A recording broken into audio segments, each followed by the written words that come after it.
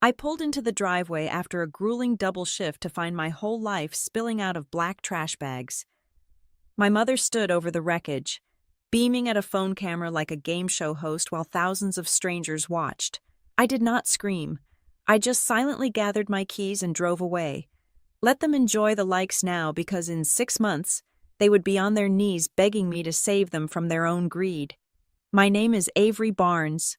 I was 32 years old, and I was currently smelling like a mixture of industrial floor cleaner and stale French fry grease. The heater in my Honda Civic was rattling, fighting a losing battle against the damp chill of a late October night in the suburbs of Cleveland, Ohio. My back ached in 3 different places. My feet felt swollen inside my non-slip work shoes.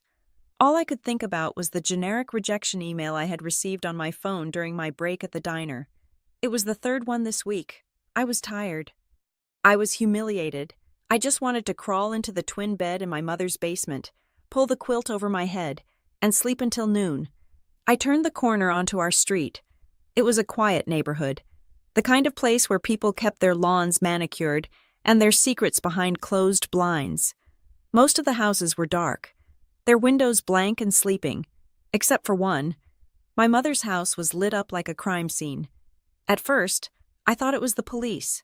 My heart hammered a sudden, violent rhythm against my ribs. I sat forward, gripping the steering wheel, squinting through the windshield. It was not the red and blue strobe of emergency services. It was a stark, blinding white circle, a ring light, a massive, professional-grade ring light standing on a tripod right in the middle of the driveway. I took my foot off the gas and let the car roll forward slowly. The scene unfolded in front of me like a grotesque piece of performance art. The driveway, usually empty except for my brother's truck when he visited, was strewn with black plastic. It looked like a garbage truck had exploded.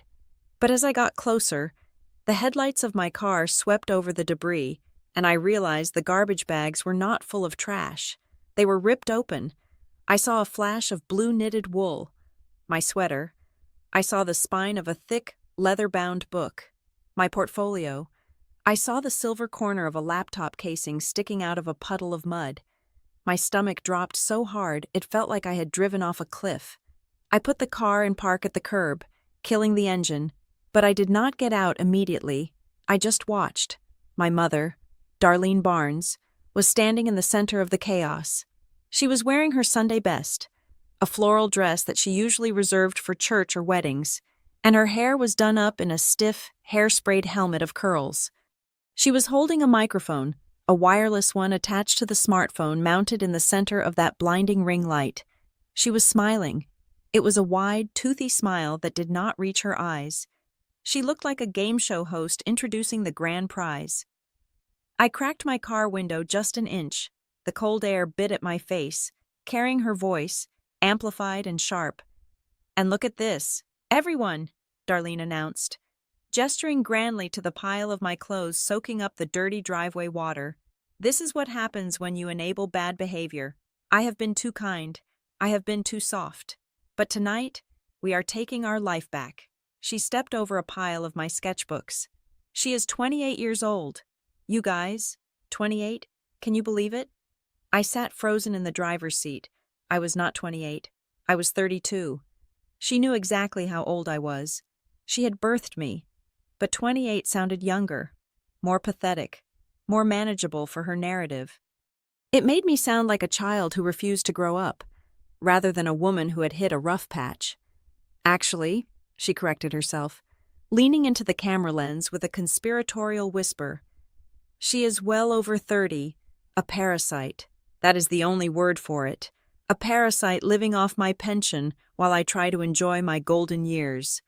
A laugh barked out from the shadows near the garage. My brother, Gavin, stepped into the cone of artificial light.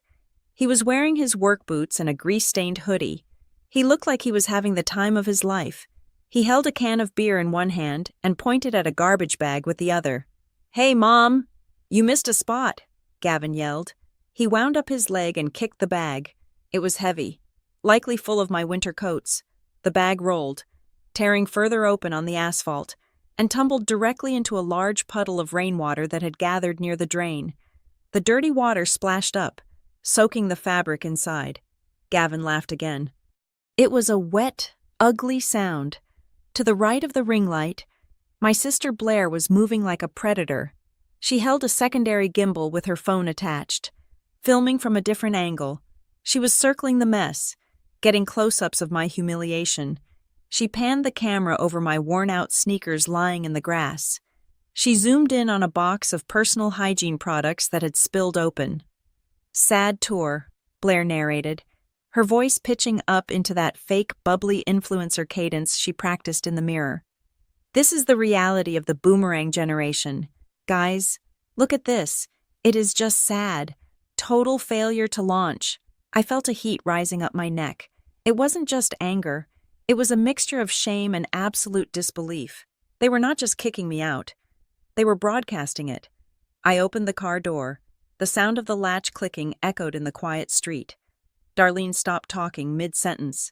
She squinted past the glare of the ring light. "Oh, look." Darlene's voice went up an octave. "Here she is. The princess returns from her job." She made air quotes around the word job. Blair whipped around, aiming her gimbal at me.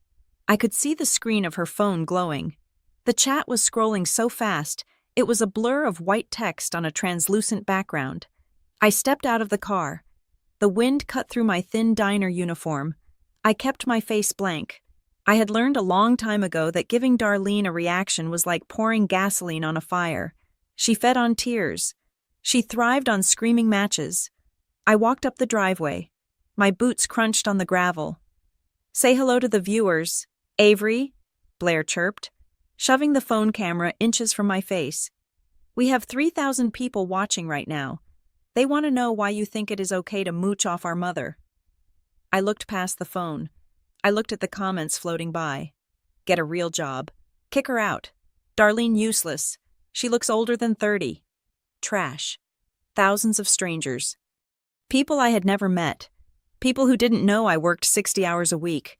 People who didn't know I paid rent for that damp basement. They were judging my entire existence based on a 30-second clip orchestrated by my family. "Well," Darlene goaded, stepping closer. "Nothing to say. No excuses this time." Gavin snickered. "She is speechless. Cat got your tongue. Ave." I walked past them. I did not look at Gavin. I did not look at Darlene. I walked straight to the center of the pile where my desk contents had been dumped. My laptop was ruined. The screen was cracked, spiderwebbed from where it had hit the pavement. That was fine. It was old anyway. My clothes were soaked. That was fine. Clothes could be washed or replaced. I scanned the debris with the precision of a hawk. I was looking for 3 things. I spotted the first one near the tire of Gavin's truck.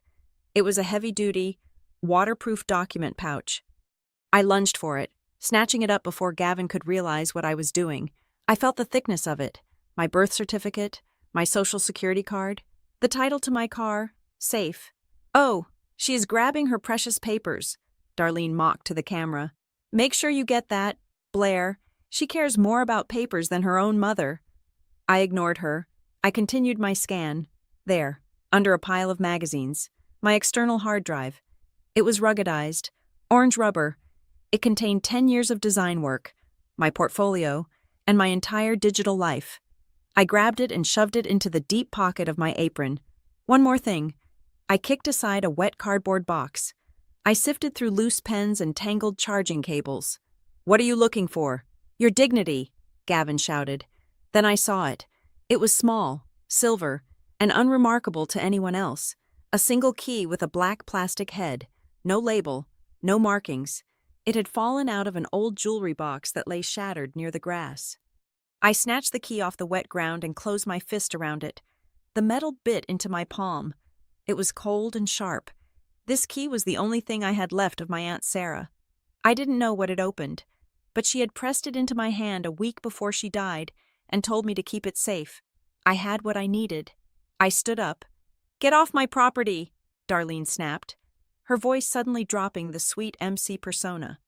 "I want you gone, tonight, and don't think you are coming back to sneak inside." From across the street, a window opened. "Mr. Henderson, the neighborhood gossip who had lived there since the 80s, leaned out. "Yeah, you tell her. Darlene," he shouted. "Clean up the neighborhood." A cheer went up from the chat on Blair's phone. She was practically vibrating with excitement. This was her viral moment. This was the content that would finally get her the brand deals she was desperate for. I adjusted the document pouch under my arm. I took a breath. The air smelled of rain and betrayal. I turned slowly to face them. Blair was right there, the camera lens looking like a black, unblinking eye. I looked directly into it. I didn't scowl. I didn't cry. I didn't scream or beg or plead.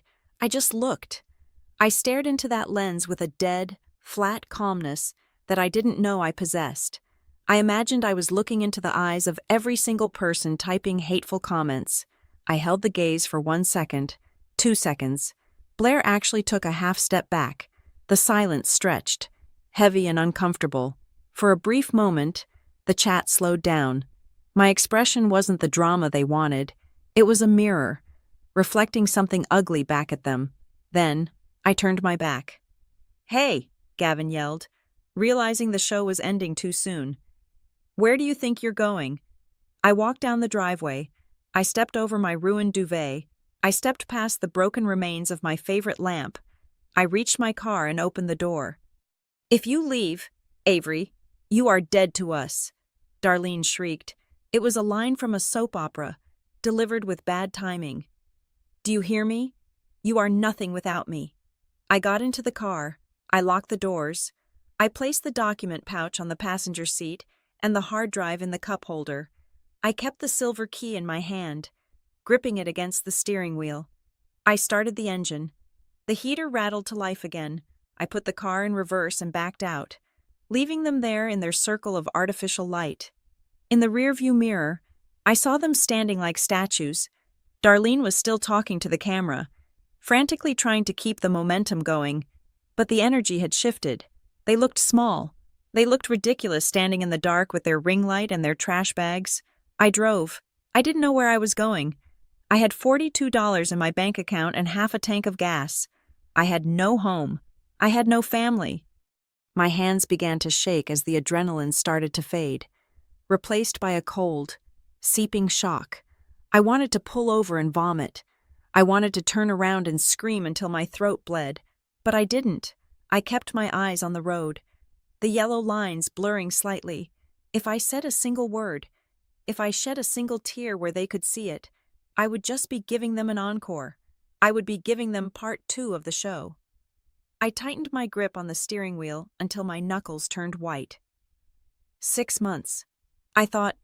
The words formed in my mind with the solidity of a tombstone. 6 months. They thought this was the end. They thought they had won. They thought they had flushed the parasite out of the house and gained 10,000 followers in the process. They had no idea what they had actually done. They had no idea about the key in my hand, or the papers in the pouch, or the secrets buried in the trust they didn't know I knew about. 6 months from now, my phone would light up with 80 messages in a single night. 6 months from now, Darlene would not be smiling at a camera. She would be crying in a lawyer's office. 6 months from now, Gavin and Blair would realize that the sister they threw away was the only person who could save them from prison. But tonight, I let them have their views. Tonight, I let them think they were the heroes of the story. I merged onto the highway, the city lights of Cleveland fading behind me into a blur of orange and red. I didn't turn on the radio.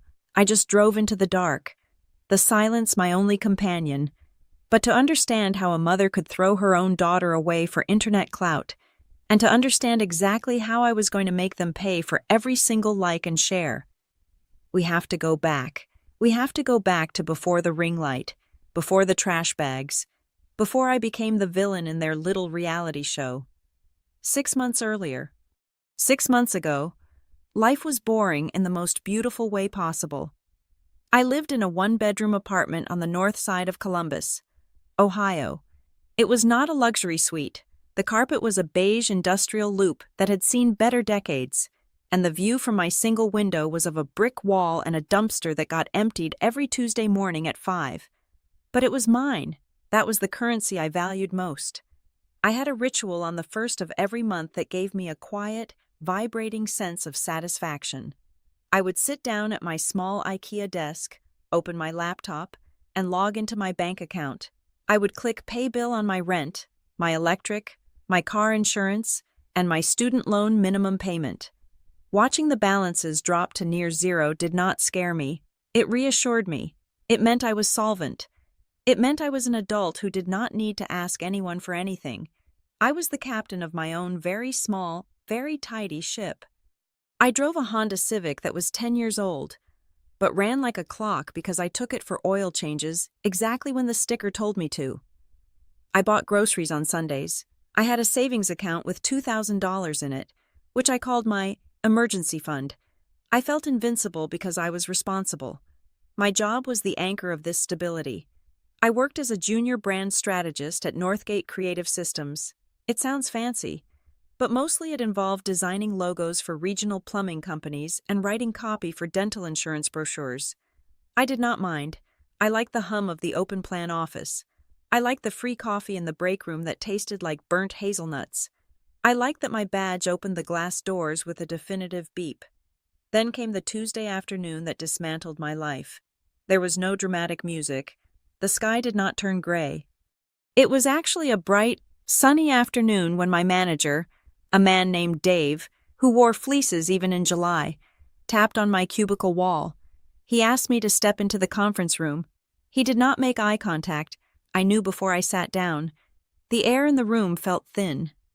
"Northgate is restructuring," Dave said. He looked at a spot on the wall just above my left ear. "We lost the contract with the healthcare provider. That was 40% of our quarterly revenue. We have to make cuts." I sat there, my hands folded in my lap, feeling the blood drain out of my face. I tried to do the math in my head instantly. Rent was due in 12 days. "Is this effective immediately?" I asked. My voice sounded steady, which surprised me. "Today is your last day," Dave said. He slid a manila envelope across the glass table.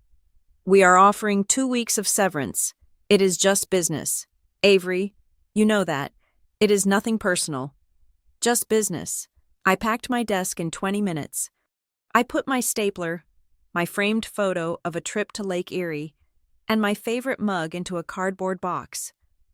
I walked out to the parking lot, sat in my paid-off Honda, and cried for exactly 10 minutes. Then I stopped. I told myself I would figure it out. I had my emergency fund. I had a resume. But the world outside Northgate Creative Systems was colder than I remembered. I applied to 50 jobs in the first week. I got 3 automated rejections. By the 4th week, the silence from my inbox was deafening. The economy had tightened. Hiring freezes were in effect. And apparently, nobody in Ohio needed a brand strategist. I watched my bank account with a growing sense of dread. The $2,000, which had felt like a fortress, evaporated. Rent took $1,200, Cobra health insurance, because I was terrified of getting sick without coverage, took another $600, food, gas, internet. By the end of the second month, I was staring at a balance of $84. I did the math again. I could not pay the next month's rent. I could not pay the car insurance. Eviction was not a possibility. It was a mathematical certainty.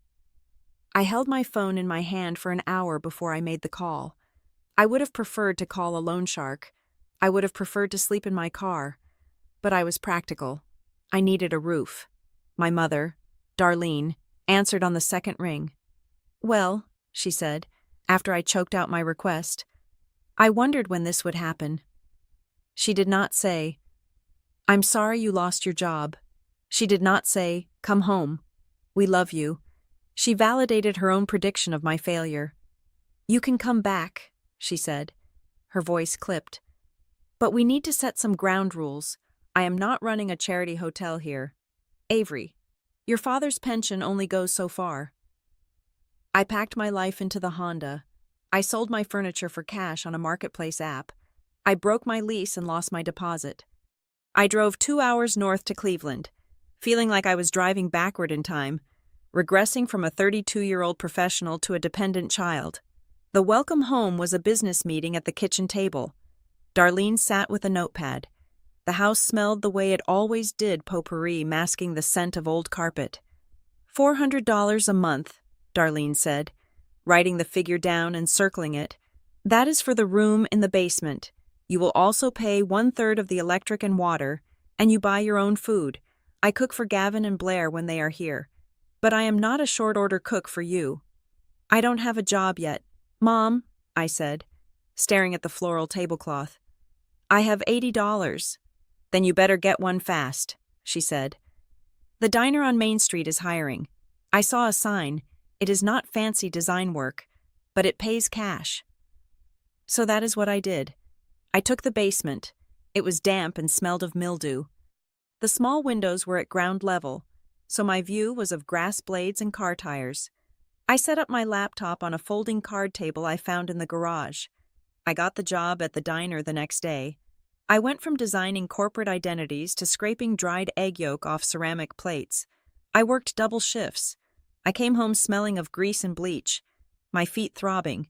I handed Darlene $400 in cash on the first of the month, and she counted it in front of me, licking her thumb to separate the bills. But the money was not the worst part. The narrative was the worst part.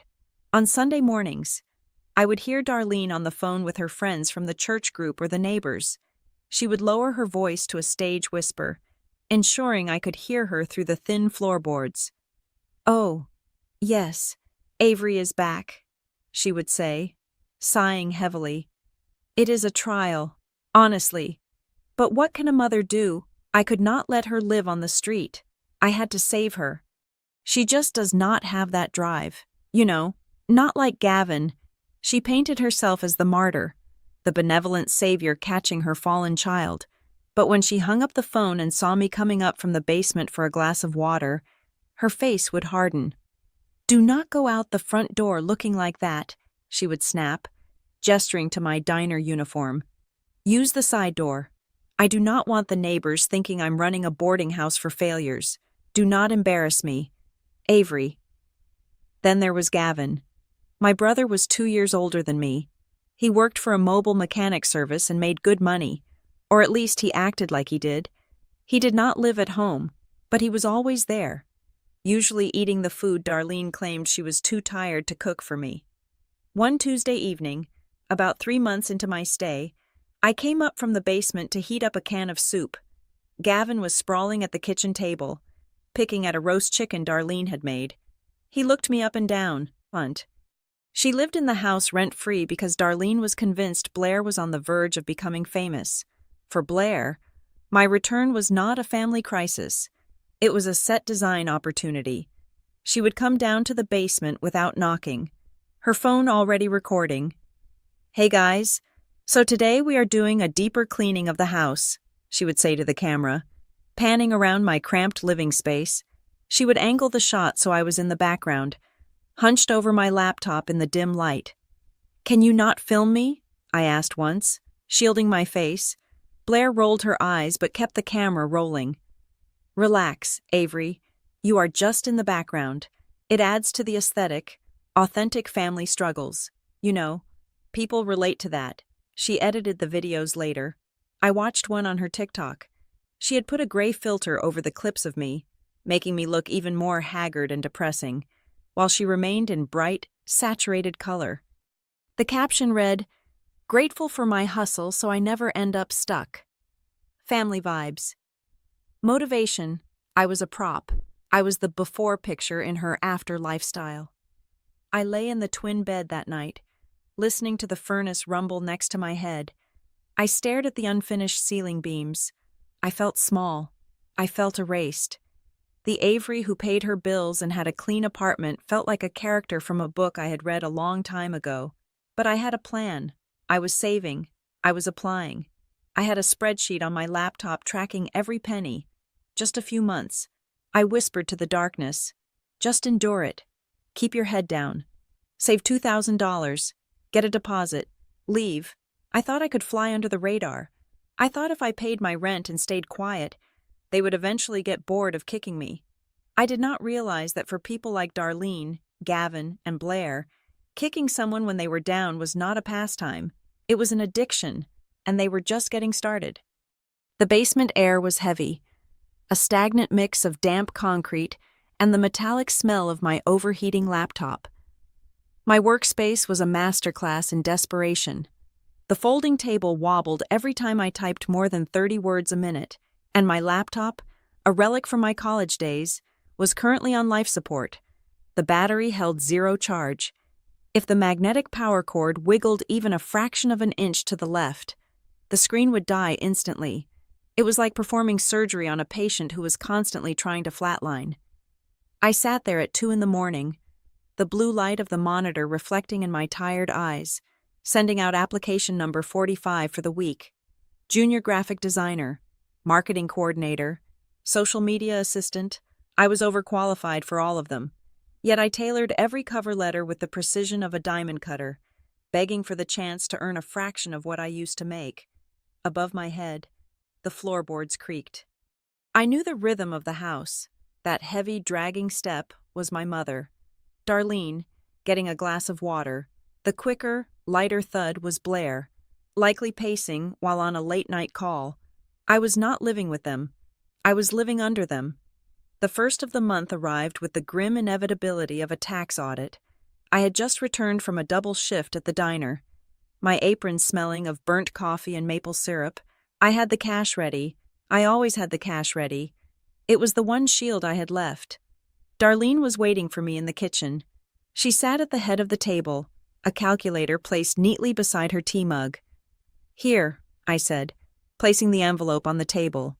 $400, plus $62 for the electric bill share. Darlene did not say thank you. She picked up the envelope and opened it. She pulled out the bills, 20s, mostly, from my tips and began to count them. She licked her thumb before snapping each bill down onto the tablecloth. Snap, snap, snap. It was a performance. She was checking for counterfeits. She was checking for mistakes. She was checking to see if I would flinch. "The water bill was higher this month," she said, not looking up. "You are taking too many showers. I heard the pipes running at midnight." "I work at a diner." "Mom," I said, keeping my voice level. "I come home smelling like grease.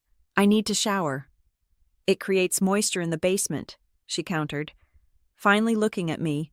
Her eyes were hard, assessing. "Mold is expensive to fix. Avery, I am already doing you a favor by letting you stay here at this rate. Do not make me regret my charity."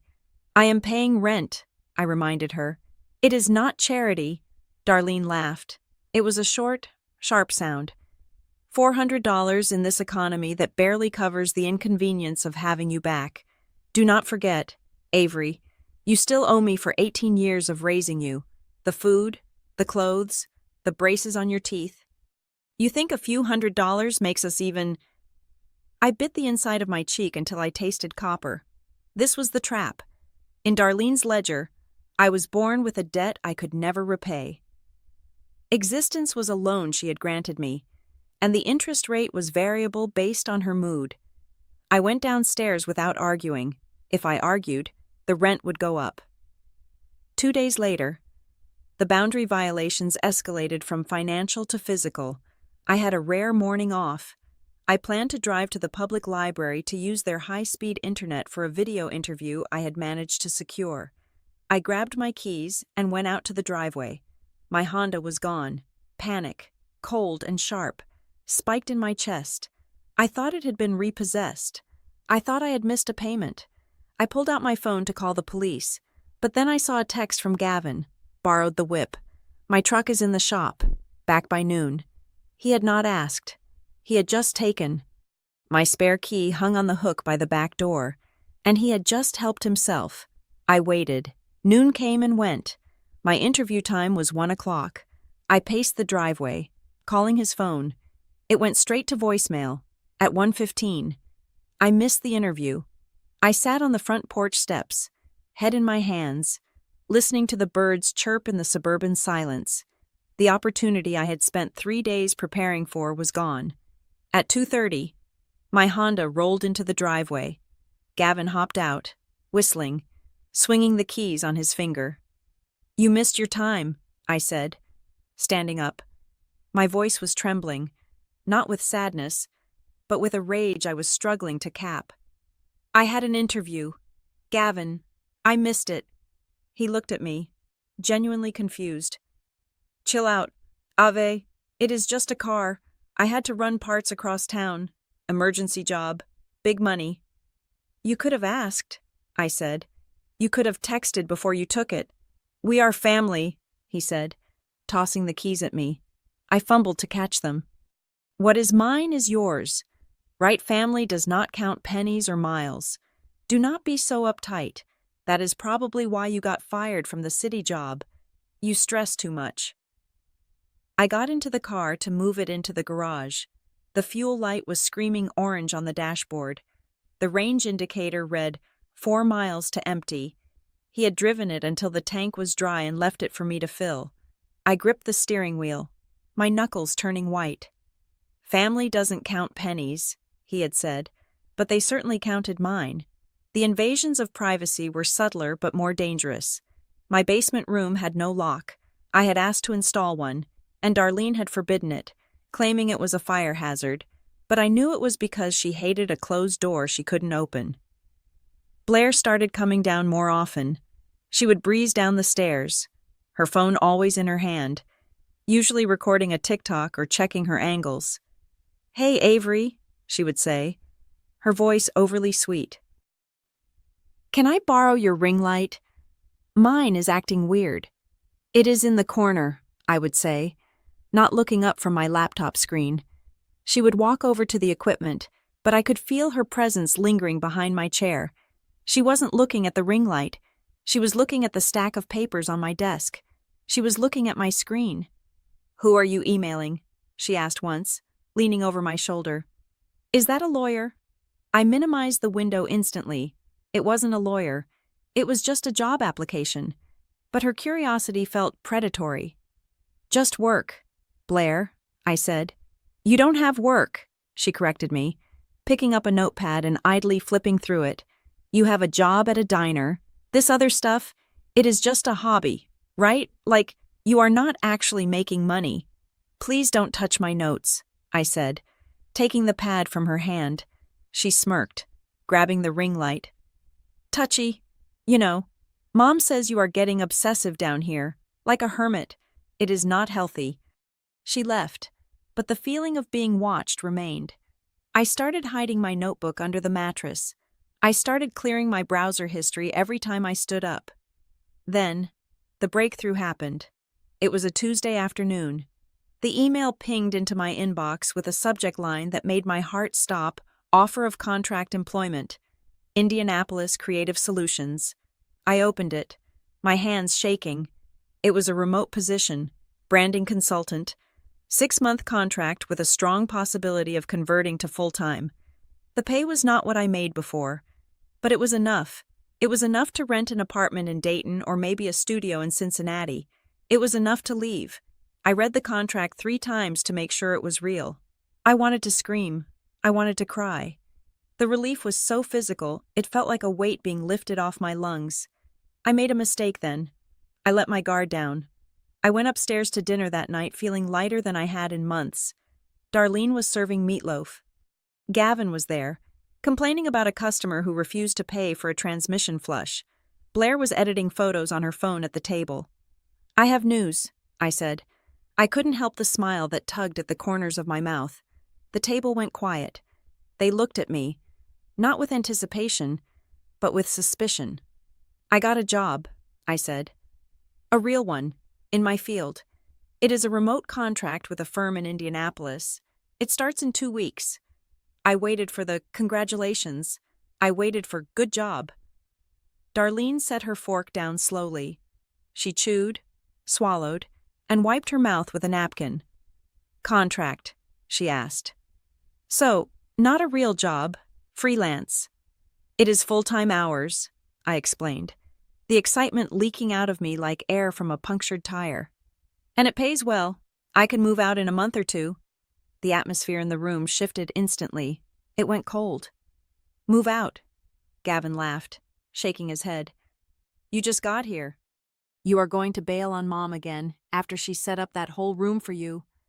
I thought the point was for me to get back on my feet, I said, looking at Darlene. Darlene sighed, a sound of profound disappointment. Avery, you always do this. You get one little bit of good news, and you think you are Queen of England. Freelance is barely a step up from unemployment. It is unstable. It is childish. You need security. This is security, I argued. It is a signed contract. For 6 months, Darlene pointed out. And then what? You will be back here, crying on my doorstep. Except this time, you will have wasted money on an apartment you cannot afford. She leaned forward, her eyes locking onto mine. People like you, Avery, she said softly, are not built for the high-pressure world. You crumble. We saw it happen. Why can you not just be grateful for the simple life work at the diner? Save your money here. Stop trying to be something you are not. People like you. The phrase hung in the air. It wasn't just an insult. It was a diagnosis. She was telling me that my failure was innate, genetic, inevitable. She didn't want me to succeed because my success proved her wrong. My dependence made her feel powerful. My independence made her feel obsolete. I looked at Gavin, who was smirking. I looked at Blair, who was barely hiding a smile. They didn't want me to leave. They needed someone to be the mess, so they could feel clean. I am going to take it, I said quietly. Do what you want, Darlene said, picking up her fork. But do not come crying to me when it falls apart, and do not think you can stop paying rent just because you have some imaginary internet job. I finished my dinner in silence. I washed the dishes. I went back downstairs. My heart was pounding with a new kind of rhythm. It wasn't fear anymore. It was clarity.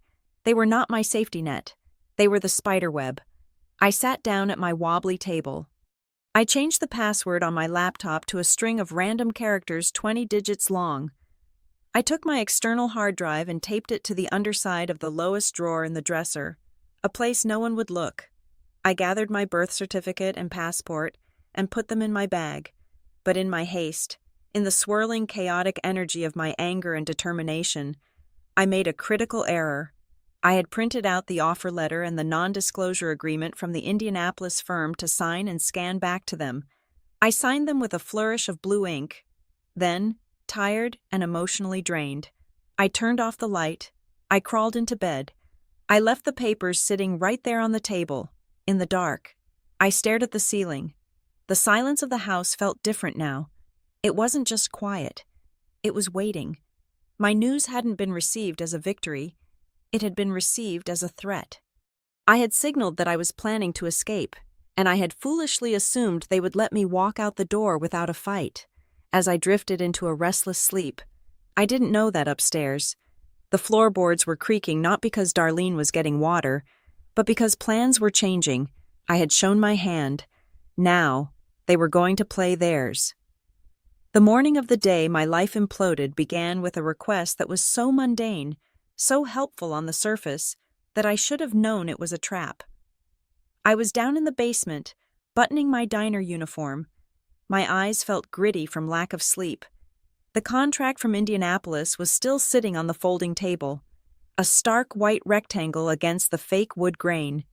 I had fallen asleep staring at it, and in my rush to get ready for the breakfast shift, I had not yet filed it away.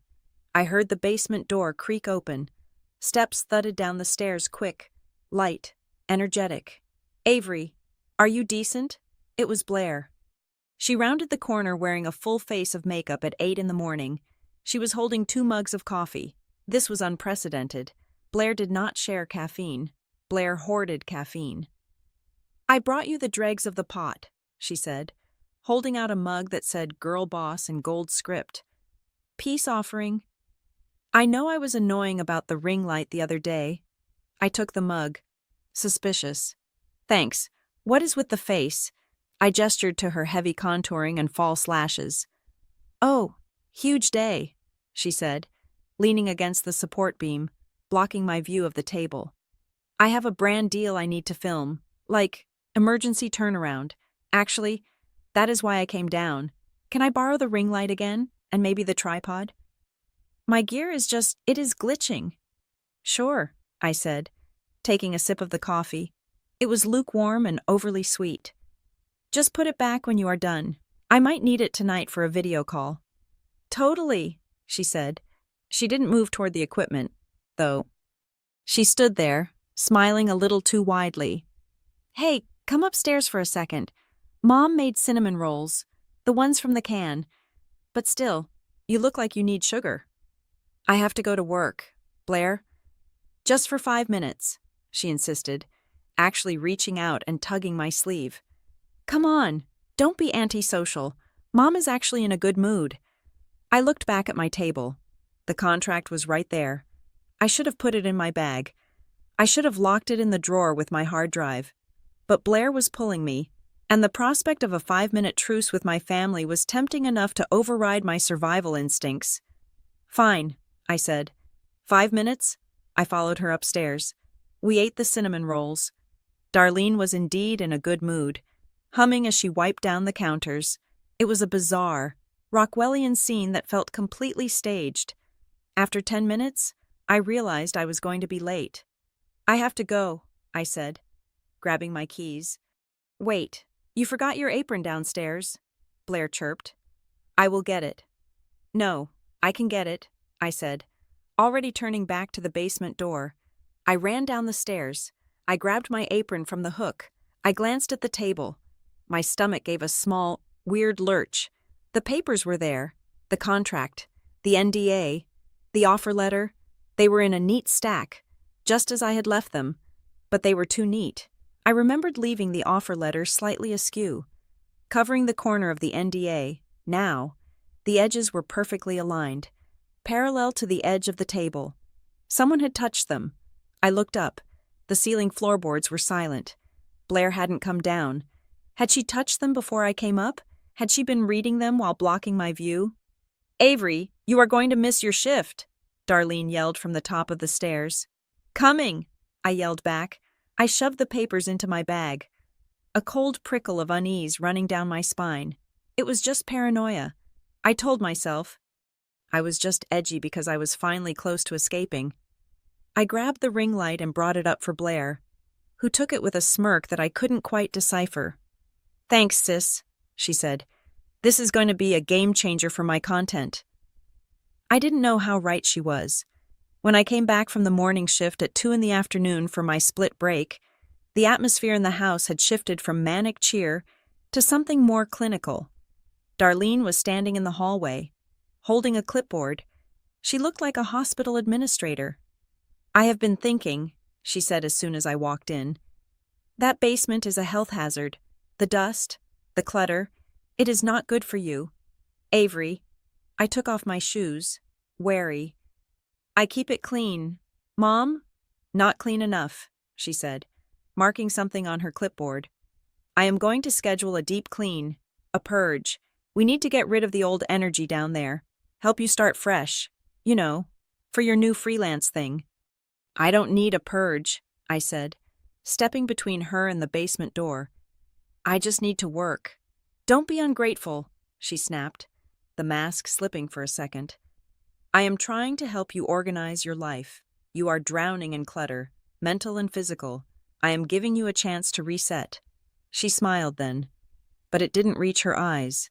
It was the smile of a shark that had just scented blood in the water. Go rest. You have the night shift, right? Yeah, 5 to closing. Good. Work hard. I went downstairs. I checked my things. Nothing seemed missing, but the air felt charged, like the ozone smell before a thunderstorm. I tried to nap, but I couldn't.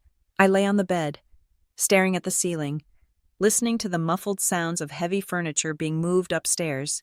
At 4:30, I went outside to leave for my second shift. Gavin was there.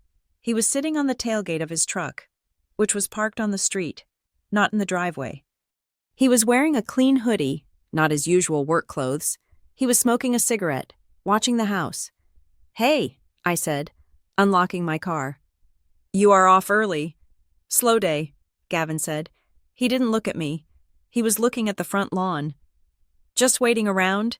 Mom said she is making a big dinner later. Nice. Save me some, I said automatically. Yeah, Gavin said. He took a long drag of the smoke and finally looked at me. There was a weird glint in his eyes. Anticipation, nervousness.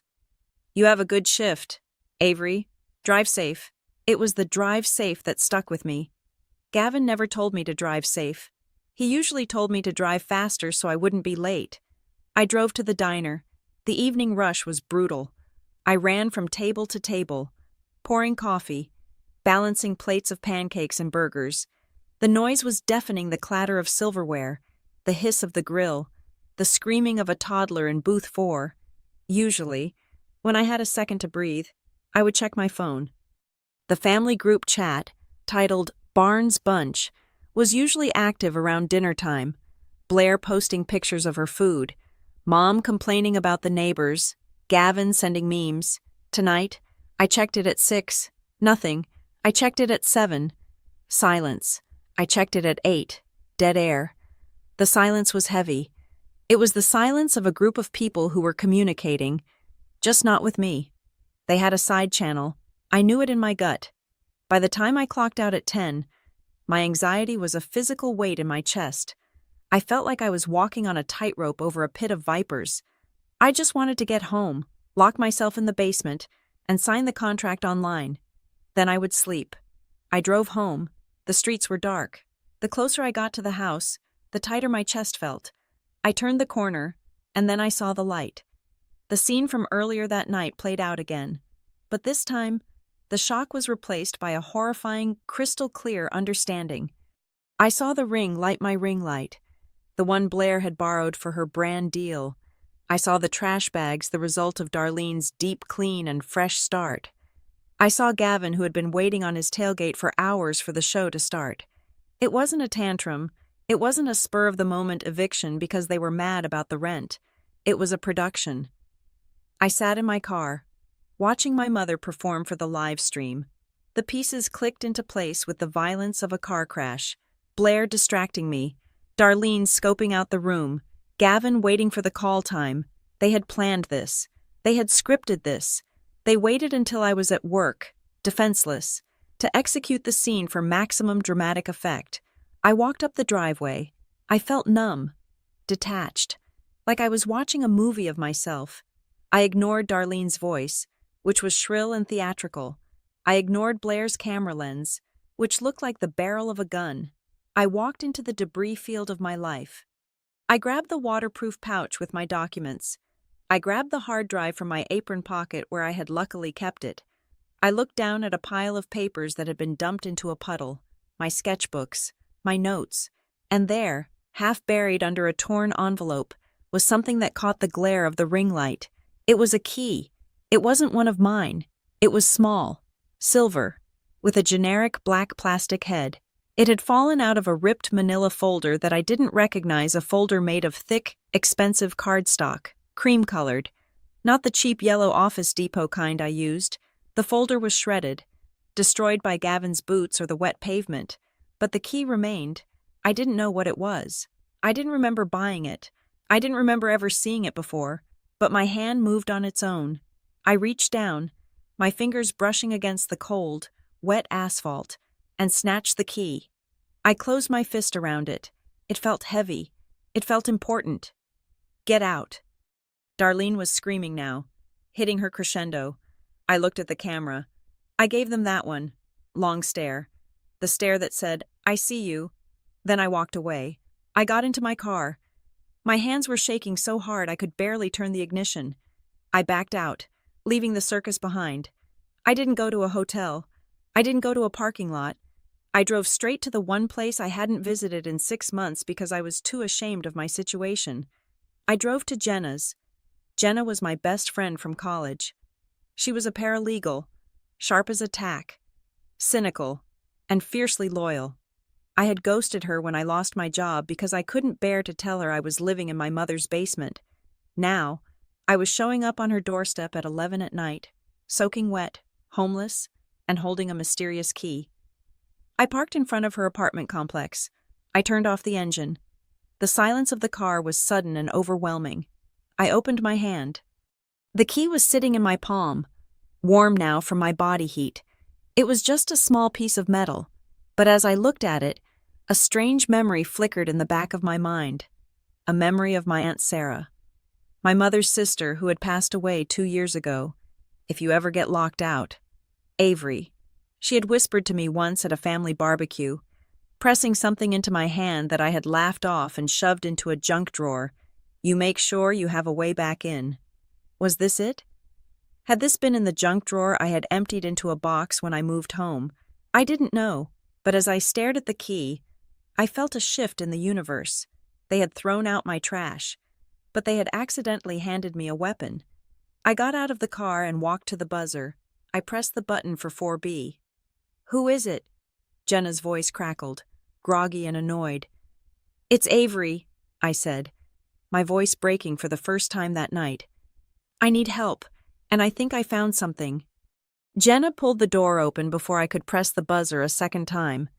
She was wearing oversized flannel pajamas and her hair was wrapped in a silk scarf, but her eyes were wide awake and sharp as broken glass. She did not ask if I was okay. She did not hug me. She looked at my soaked uniform, the garbage bag full of clothes I was clutching to my chest, and the wild look in my eyes. Then she stepped back and said 4 words, "Show me the video." I walked into her apartment. It smelled of lavender and old books, a scent that usually calmed me, but tonight my adrenaline was spiking too high for comfort. I dropped my bag on her floor and collapsed onto her beige sofa. My hands were shaking so badly I could hardly unlock my phone. I can't, I whispered. I can't watch it again. Jenna, I lived it 10 minutes ago. We are not watching it for entertainment, Jenna said, grabbing her laptop from the coffee table and sitting next to me. We are watching it for evidence. Blair is an idiot, but she is a high-definition idiot. If they filmed a crime scene, we need to see the body. My phone buzzed. It was a direct message on Instagram from a user I did not recognize. The handle was something generic like Ohio Gal 99. The message was short. I screen-recorded this before she deleted the VOD. Thought you should have it. Your family is messed up. Send it to me, Jenna commanded. I forwarded the file. Jenna opened it on her laptop and cast it to her large television screen. Suddenly, my mother was 5 feet tall in Jenna's living room. The image was crisp, illuminated by the harsh, professional glare of the ring light. I saw myself walking up the driveway. I looked small and tired. I saw Gavin kick the bag. I saw the water splash. Pause, Jenna said. The image froze. Gavin's leg was mid-swing. Look at the trash, Jenna said, pointing at the screen. Avery, look at the trash. I forced myself to look. It was just a pile of my life. Old clothes. Sketchbooks. No, Jenna said, leaning forward, her eyes narrowing. Look at the texture. That is not printer paper. That is not a magazine. She tapped the arrow key, advancing the video frame by frame. The bag Gavin had kicked had split open. Amidst the wet socks and cheap receipts, a rectangular object had slid out. It was a long envelope. Even on the screen, the color was distinct, a rich creamy ivory, not the stark white of junk mail, and on the flap, caught in the unforgiving light of the LED ring, was a raised, embossed seal. That is linen stock, Jenna murmured. She worked at a law firm. She knew her stationery. That is 25 cents an envelope. Nobody sends a bill or a flyer in that. That is formal correspondence. I squinted. A memory, sharp and sudden, pierced through the fog of my exhaustion. I had seen envelopes like that before. Years ago, when I was fresh out of college and living at home for a brief stint, I used to see them in the mail stack on the kitchen counter. Thick, heavy envelopes addressed to me, but every time I reached for them, Darlene would be there. Oh, those are just tax updates, she would say, snatching them away with a dismissive wave of her hand. Boring IRS stuff, totally incomprehensible. I will put them with the family file so the accountant can handle it. Don't worry your pretty little head about it. I had believed her. Why would I doubt my mother about taxes? I hated paperwork. I was grateful she was handling it. Zoom in, I said. My voice sounded hollow. Jenna pinched the trackpad. The image magnified. The resolution held up. We could read the return address printed in elegant black serif font in the corner of the envelope. Klein Associates, attorneys at law. That is not an accountant, Jenna said flatly. That is a high-end estate planning firm in downtown Cleveland. Why is a high-end estate firm writing to you? Avery. I don't know, I said. I never open them. Okay, keep watching, Jenna said. She hit play. On screen.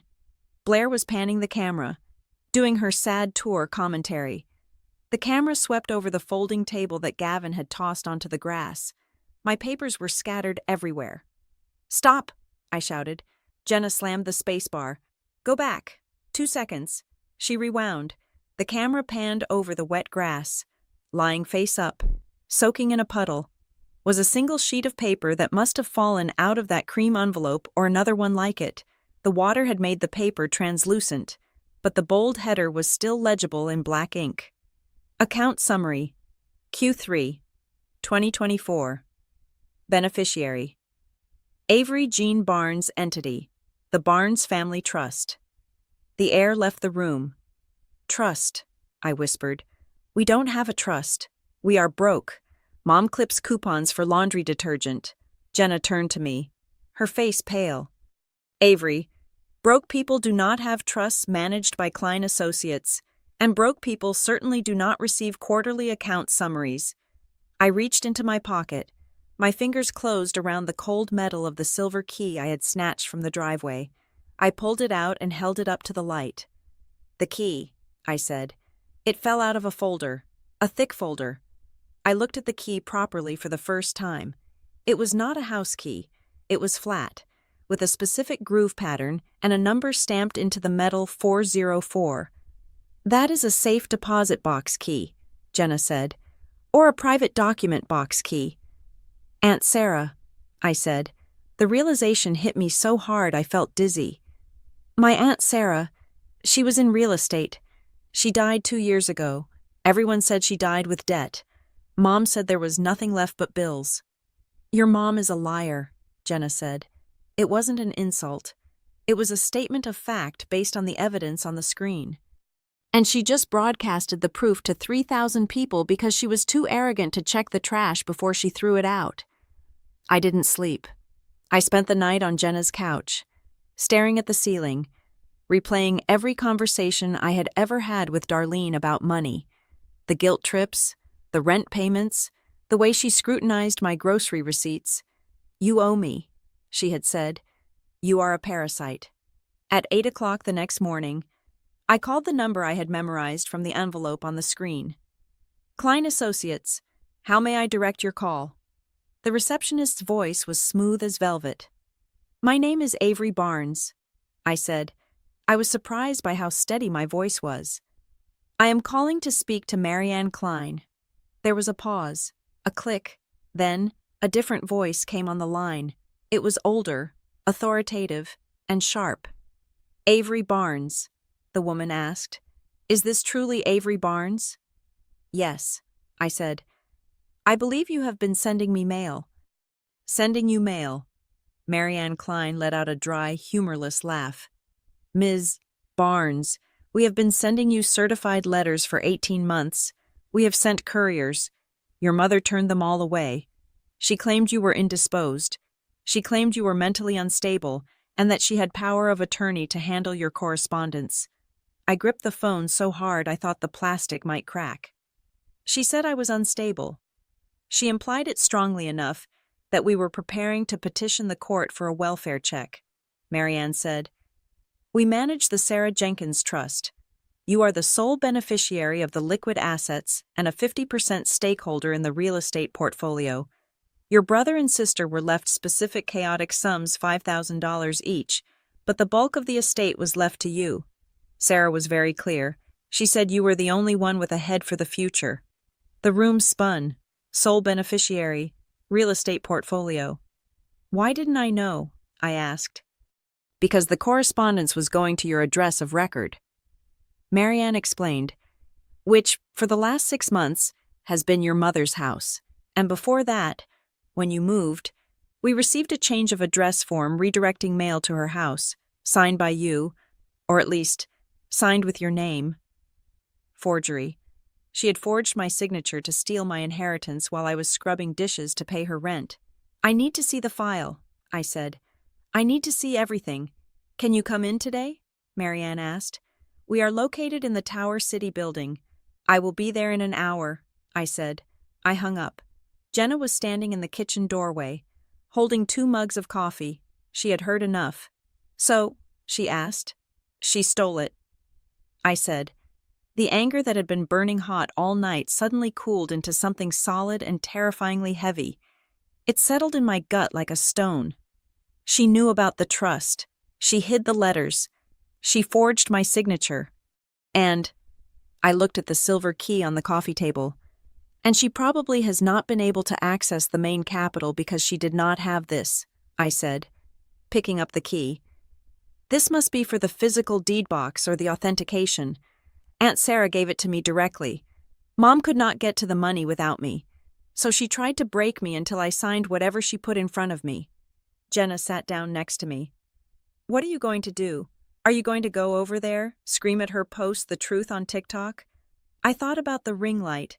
I thought about the comments scrolling by, get a job, parasite. I thought about Gavin laughing as he kicked my life into a puddle. If I went there now, screaming and crying, I would just be the crazy daughter again. Darlene would spin it. She would say I was delusional. She would say I was making it up. She would gaslight the entire internet. No. I stood up. I walked over to my bag and pulled out the hard drive. I pulled out my birth certificate. I picked up the silver key. No more show, I said. I am not giving them 1 more second of content. Then what is the plan? Jenna asked.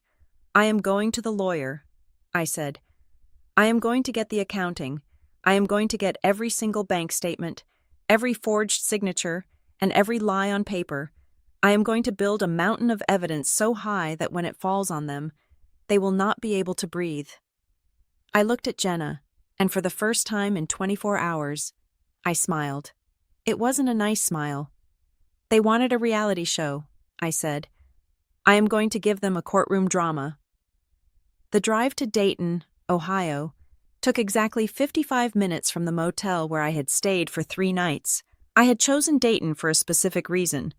It was close enough to Cleveland to meet with my lawyer when necessary, but far enough away that I would never accidentally run into Gavin at a gas station or see Blair filming in a park.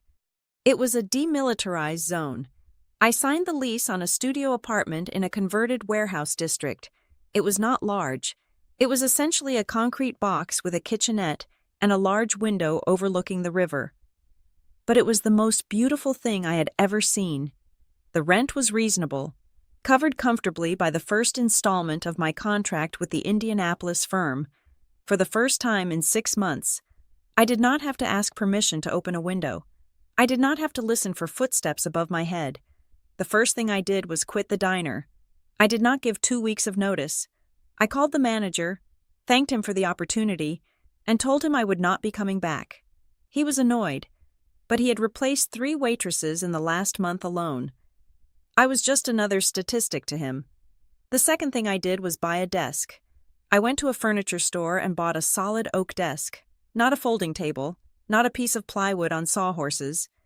A real desk with heavy drawers that glided shut with a satisfying thump. I set it up near the window. I bought an ergonomic chair. I bought a lamp that didn't flicker. When I sat down to log in for my first day of remote work, the silence in the apartment felt strange. For months, silence had been a punishment. Silence meant I was being ignored, or that Darlene was stewing in her anger, preparing to strike. But here, silence was just peace. It was a blank canvas. I worked. I designed branding kits. I answered emails. I joined video calls where people called me Avery and asked for my professional opinion, not my table number. I felt the rust falling off my brain. I was not a parasite. I was a professional. And every dollar that landed in my new bank account at a bank my mother did not know existed was a brick in the wall I was building between us.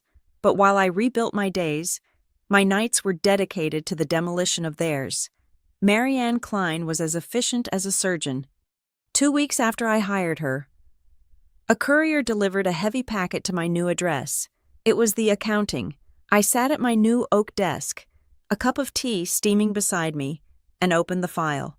It was a forensic dissection of the Barnes family trust. Aunt Sarah had been smarter than I gave her credit for. She had known Darlene was terrible with money.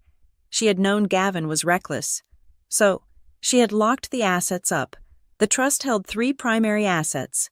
First, a 30% ownership stake in the house in Cleveland, the house Darlene lived in, the house she had kicked me out of.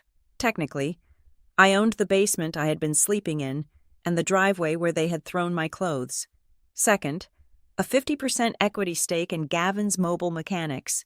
Aunt Sarah had provided the seed money for his first truck years ago, and she had retained equity to ensure he paid it back. He never had. Third, and most surprising, was a commercial property, a self-storage facility called Safe Keep Storage, on the outskirts of town.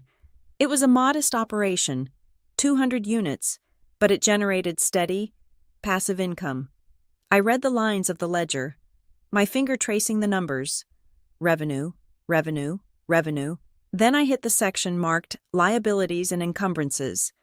My heart hammered against my ribs. There was a loan, a massive 6-figure business loan taken out 18 months ago.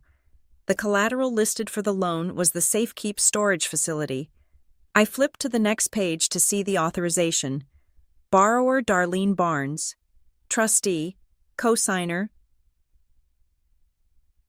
Beneficiary approval, Avery Barnes. I stared at the signature. It was a looping, elegant scrawl. It looked like my handwriting. It had the same slant, the same pressure points.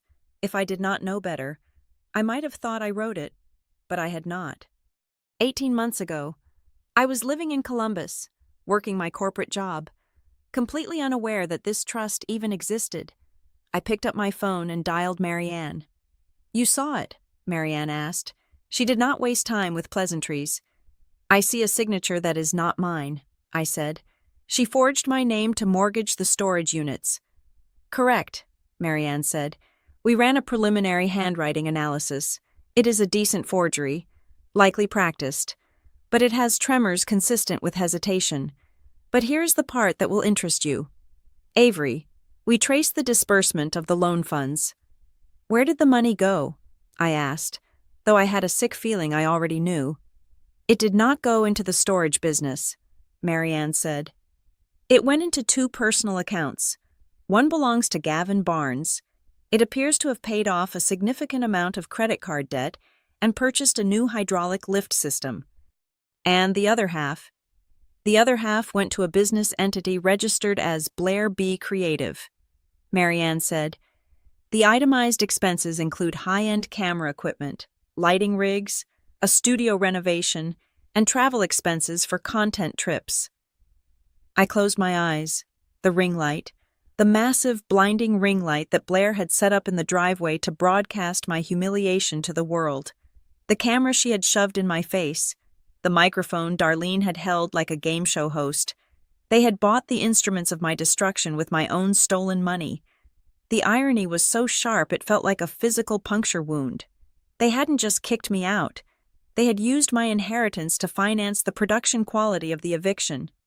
"This is fraud," I said. "This is embezzlement." "It is," Marianne confirmed.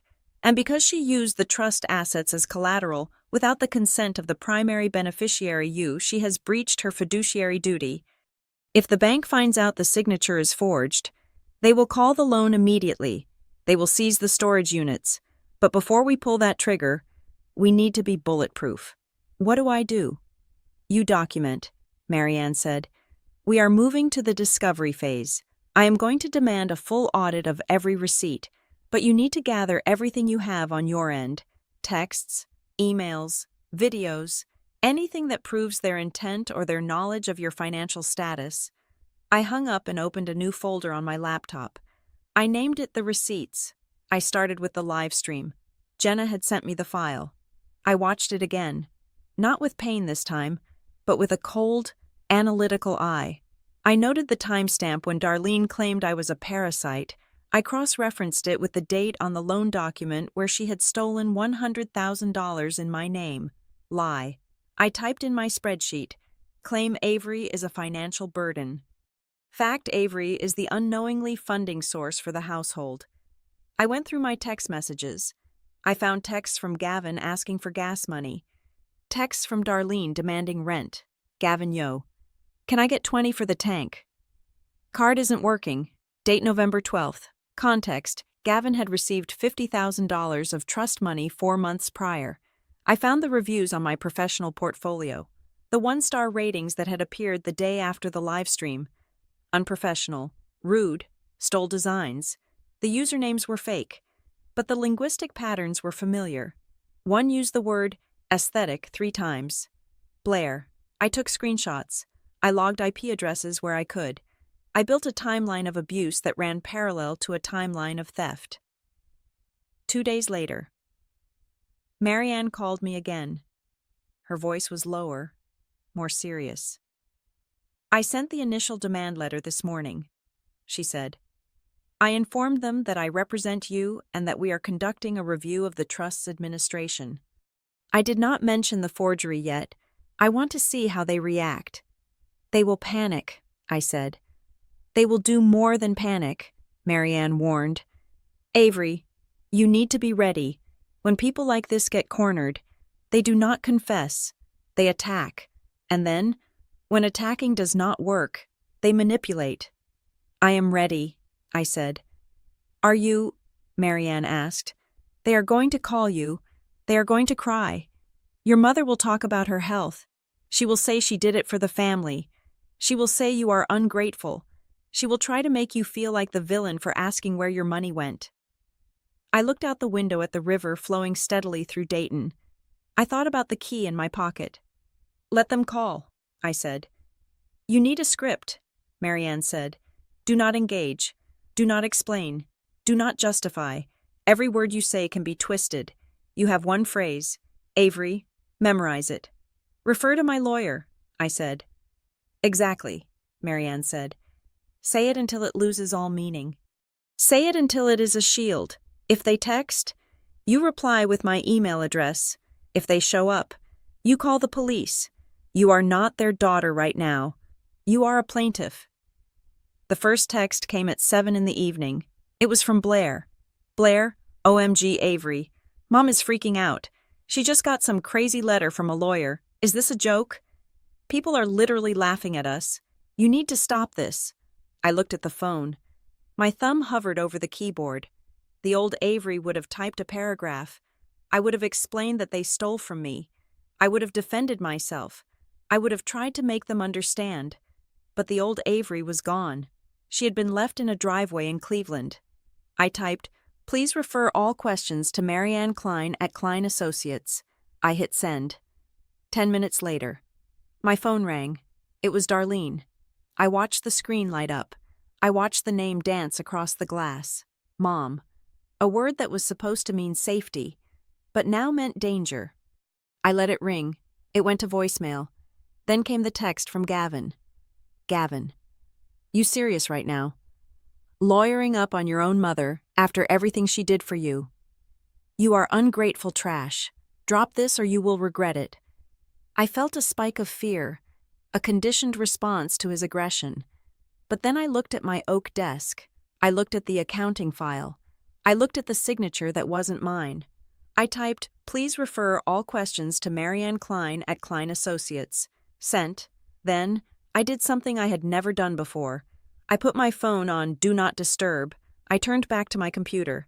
I had a branding project to finish for a client in Indianapolis. I had a deadline. I had a life to live that did not involve funding the people who hated me. The silence in the apartment was absolute. It wasn't empty. It was heavy with the weight of the leverage I now held. They thought they had buried me, but they had forgotten that I was the one holding the shovel. And now, I was starting to dig.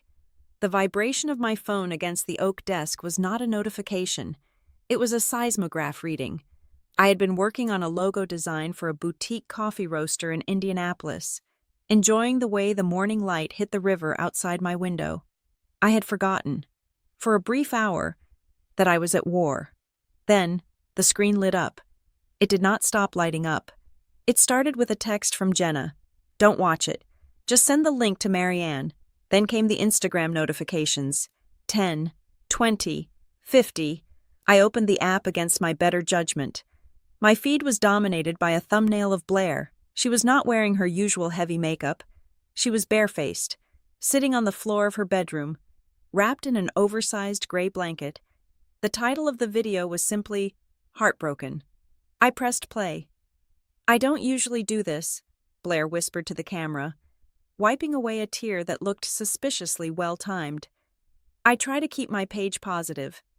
But my family is going through something really hard right now. We were betrayed. We tried to help someone we loved get back on their feet, and instead of being grateful, they stole from us. They are trying to sue us for money they don't deserve." She sniffed. She looked directly into the lens. "It is just so hard when you invite a snake into your home," she said. "We are simple people. My mom is a saint. She gave up everything for us, and now she is crying every night because of greed. I won't say names because I am better than that, but just know money changes people." She didn't name me. She didn't have to. Within 10 minutes, the internet sleuths had connected the dots. They found the previous viral video of the eviction. They found my tagged profile from years ago. They found my professional portfolio link in my bio.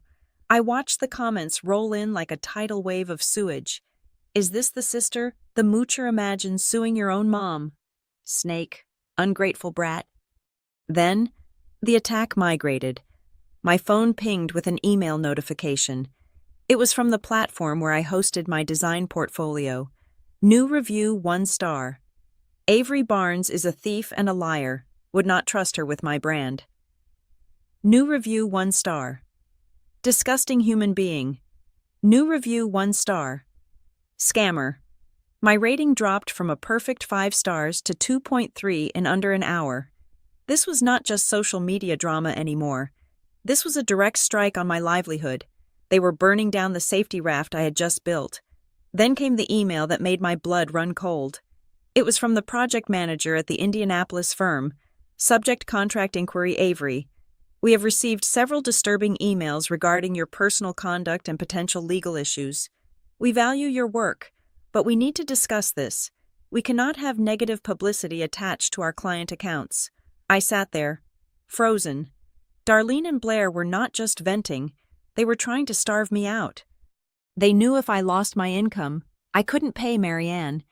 If I couldn't pay Marianne, the lawsuit would die. I wanted to scream. I wanted to go live on TikTok and scream the truth until my throat bled. I wanted to post the bank statements. "No," I told myself, gripping the edge of the desk until my knuckles turned white. "That is what they want. They want the show." I took screenshots of everything: the video, the comments, the fake reviews, the timestamp of the email from my boss. I forwarded it all to Marianne with a subject line, "Damages." I needed air. I grabbed my keys and went down to the parking garage. My studio was in a secure building, or so I thought. The garage required a fob for entry. I needed to drive, to move, to feel something other than this suffocating trap. I walked toward my Honda. The concrete structure was dim, echoing with the sound of distant traffic. As I reached for the door handle, a shadow detached itself from a concrete pillar. "Hey, sis." I jumped back, dropping my keys. The sound of metal hitting concrete rang out like a gunshot. Gavin was standing there. He looked bigger than I remembered. He was wearing a leather jacket that looked new, bought with my money. No doubt, and his face was a mask of forced casualness. "How did you find me?" I asked. My voice was steady, but my heart was hammering against my ribs like a trapped bird. "I am unlisted." "You are not that hard to find," Gavin said. Taking a step closer, he kicked my keys toward me, but he didn't back off. "Dayton isn't that big, and I know your car." "What do you want?" "Gavin." "I am just checking on you," he said, spreading his hands. "Mom is worried sick. She says you stopped answering her texts. She thinks you are having a breakdown." "I am not having a breakdown," I said, bending down to snatch my keys while keeping my eyes on him. "I am having a lawsuit." Gavin's face tightened. The concerned brother mask slipped, revealing the bully underneath. "Yeah, about that," he said. He reached into his jacket pocket. For a second, I thought he had a weapon. I flinched, but he pulled out a folded piece of paper. "We don't need lawyers, Avery," he said. "Lawyers are expensive. They just want your money. Mom wrote this up. It is a settlement. You sign this, saying you waive any claim to the trust and the storage units. And we forget all this. Mom is even willing to give you $5,000, cash, to help you start over." $5,000. My share of the real estate alone was worth 6 figures. The storage facility generated that much in 2 years. It was an insult. "I am not signing anything," I said. I backed up until my legs hit the bumper of my car. "Don't be stupid," Gavin said, his voice dropping an octave. He stepped into my personal space.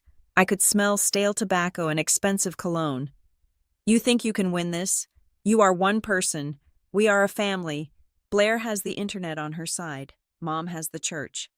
You have nobody." I reached into my pocket and hit the button on the side of my phone. I had mapped it to open the voice recorder instantly. "Are you threatening me, Gavin?" I asked loudly. "I am telling you the reality," he snapped. "You are embarrassing us. You are hurting Blair's career. Mom said you wouldn't dare make this a big deal. She said you were too weak. She said you would fold the second we put pressure on you." "Mom said I wouldn't dare," I repeated, making sure the microphone caught it. "She knows you." "Avery," Gavin shouted, losing his temper. "She knows you are pathetic. She managed that trust for years without you even noticing because you were too busy playing corporate girl. She owns you. Just sign the paper." He lunged forward, trying to shove the paper against my chest. I sidestepped. "Get away from me." "Sign it." "I am recording this. Gavin." I held the phone up, the screen glowing red with the recording timer. "I am recording everything you are saying. You just admitted Mom managed the trust without my knowledge. You just admitted she knew I would be too weak to fight back. Keep talking. Please." Gavin froze. He looked at the phone. He looked at the security camera in the corner of the garage. The color drained from his face. "You are a psycho," he spat. He crumpled the paper in his fist. "You are going to regret this." He turned and stormed off toward the exit ramp. I didn't move until I heard the heavy metal door slam shut. Then, I scrambled into my car, locked the doors, and sat there shaking for 10 minutes. I didn't drive anywhere. I sat in the dark and emailed the audio file to Marianne. Her reply came 3 minutes later. "Marianne, he admitted she managed it, explicitly." "Yes, it is at the 1-minute mark." "Marianne, good. They are writing their own confession. Stay inside. I am filing for a restraining order in the morning." I went back up to my apartment. I felt dirty, contaminated by his proximity. I took a shower, scrubbing my skin until it was pink. When I got out, my phone was ringing. It wasn't a block number. It was a local Cleveland area code. I hesitated. I had been ignoring everyone, but something about the number felt familiar. "Hello?" "Avery." The voice was male, older, and trembling slightly. "Is this Avery Barnes?" "Who is this?" "It is Arthur Henderson, from down the street, next door to your mother." "Mr. Henderson." The man who had leaned out of his window and cheered when my mother threw my clothes in the trash.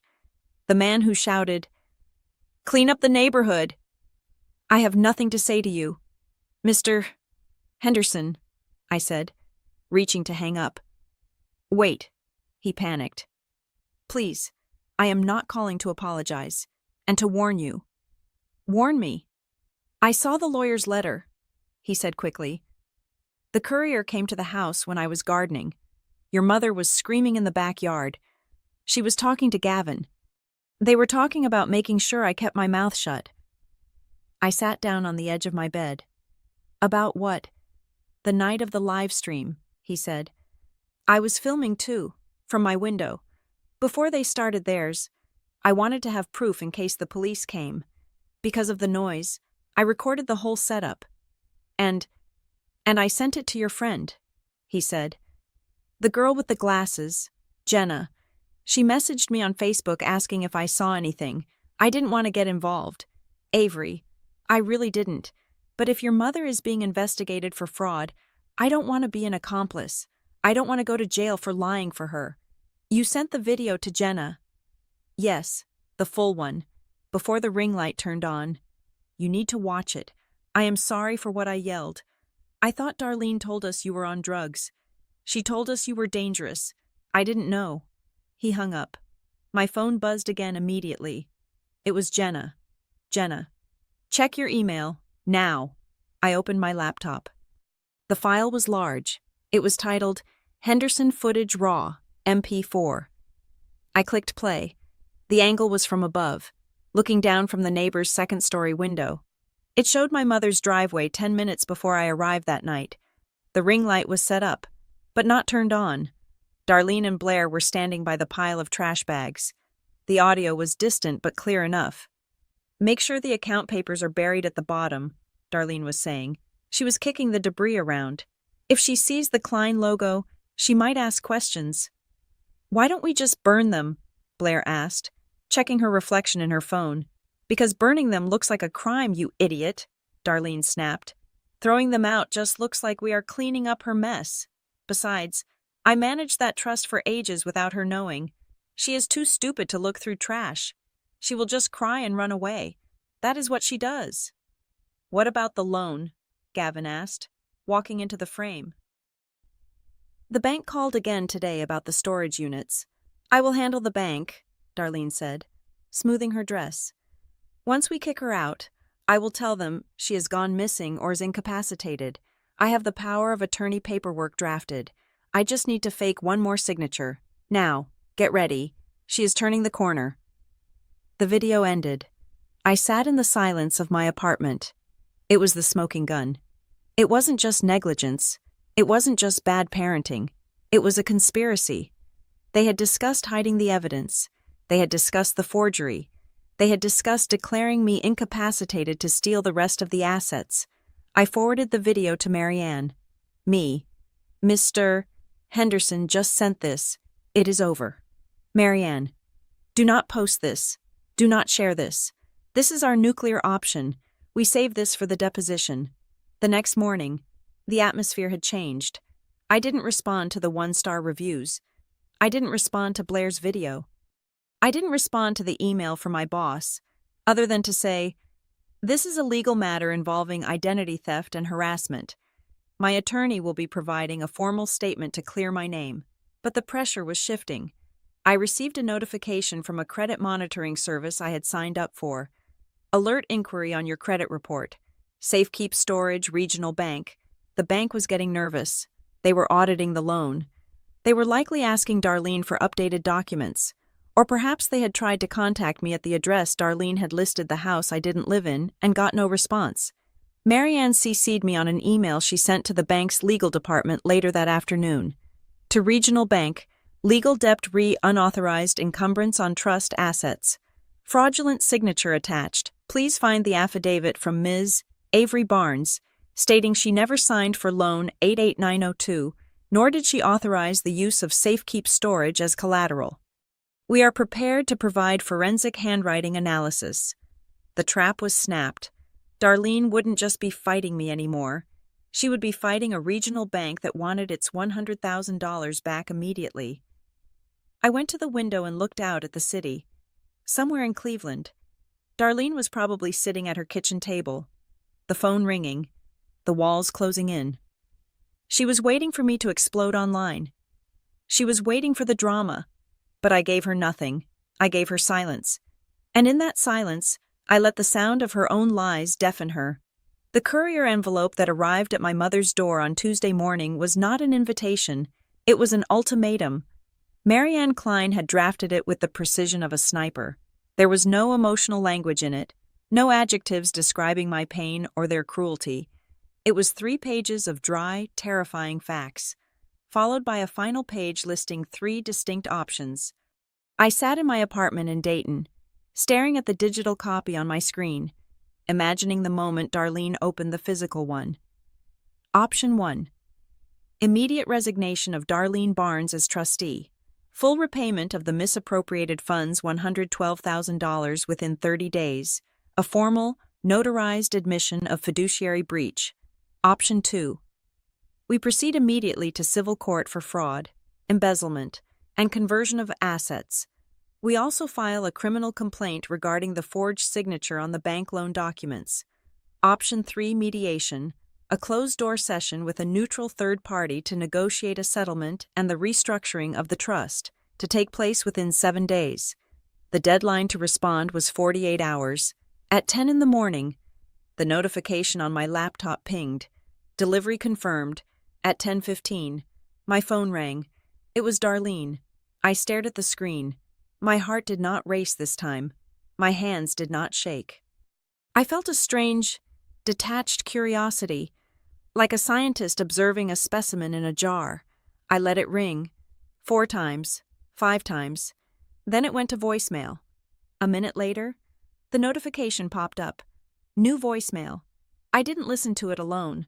I forwarded the audio file directly to Marianne, and then I opened it on my computer to listen through my headphones. Avery. Darlene's voice filled my ears. It wasn't the screeching harpy from the driveway. It wasn't the arrogant host of the live stream. It was the voice she used when she wanted to borrow money from her friends, wavering, breathless, dripping with manufactured fragility. Avery, baby, please pick up. I just got this letter. There must be a mistake. Why didn't you talk to me first? We are family. You know I would never hurt you. I was just trying to manage things while you were getting back on your feet. Please, honey, don't let strangers get involved in our business. Call me back. Mommy loves you. Mommy loves you. I typed a quick note to Marianne. Add this to the manipulation folder. She is playing the ignorance card. Marianne replied instantly. Standard tactic. Deny. Attack. Reverse victim and offender. She is trying to make you the aggressor for hiring a lawyer. Do not respond. I didn't. I just dragged the file into the folder marked evidence. By noon. The strategy on their end had shifted. Since they couldn't reach me, they tried to control the narrative. Blair posted a new video. I watched it on a burner account I had created. She had scrubbed the eviction video from her main feed. Though the internet had already archived it in a dozen places, her new video was titled, Moving Forward with Grace.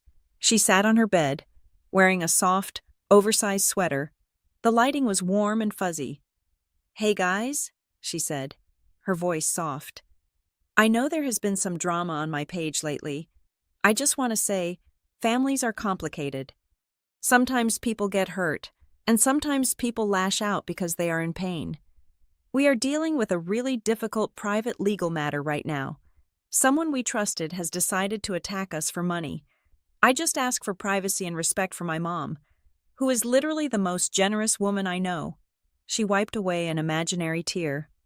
We are going to take the high road, she finished, because that is what Barnes women do. I scrolled down to the comments. Blair had made a critical error. She had underestimated the memory of the internet.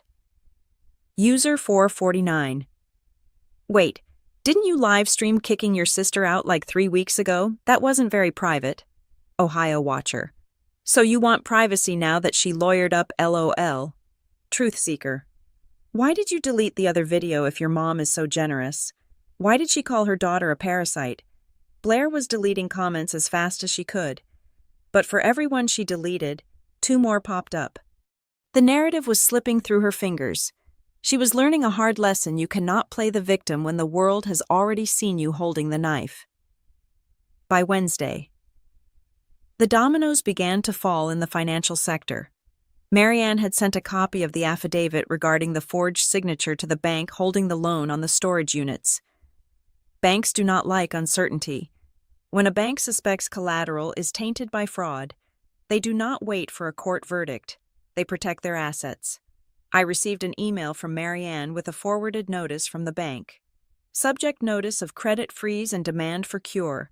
The bank had frozen the line of credit associated with the trust, But because Darlene had commingled the funds, mixing trust money with personal accounts and Gavin's business accounts. The freeze had a blast radius. Gavin found out the hard way. At 2 in the afternoon, I received a string of texts from him. They started angry and ended desperate. Gavin: my card just got declined at AutoZone. What did you do? Gavin: I have a transmission on the lift. Avery: I need parts.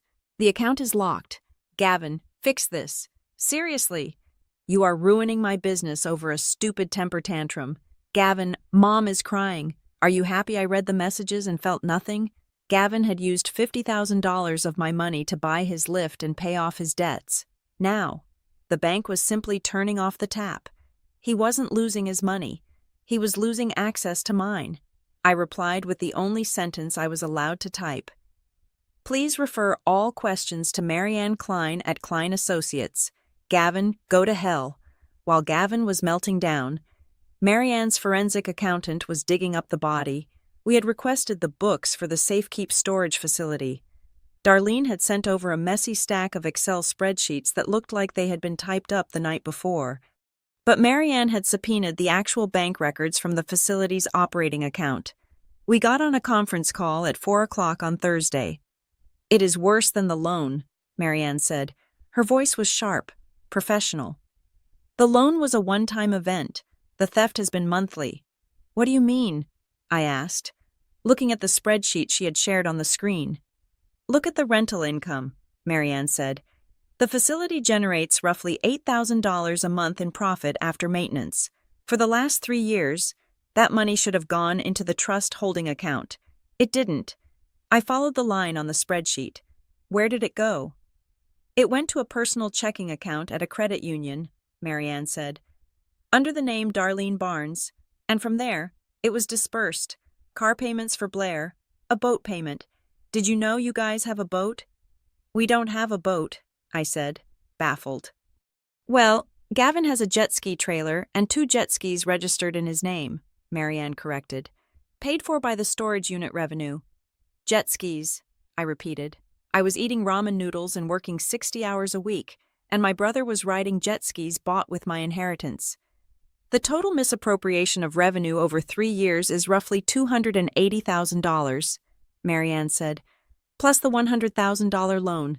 Avery, this is grand larceny. This is prison time. The weight of it settled on me. This wasn't just a family dispute anymore. My mother and siblings were criminals. They had systematically stripped the estate Aunt Sarah had left for me. Darlene must have realized the walls were closing in, because she played her final card God. On Thursday evening, I received an email from an address I didn't recognize. The subject line was, a message from Pastor Miller. Pastor Miller was the head of the community church my mother attended. He was a nice man, but he was also easily manipulated by Darlene's tears. Dear Avery, your mother came to see me today. She is in great distress. She feels that the family is breaking apart over worldly possessions. I know you are hurting, but I urge you to remember the commandment, honor thy father and thy mother. Litigation is a path of destruction.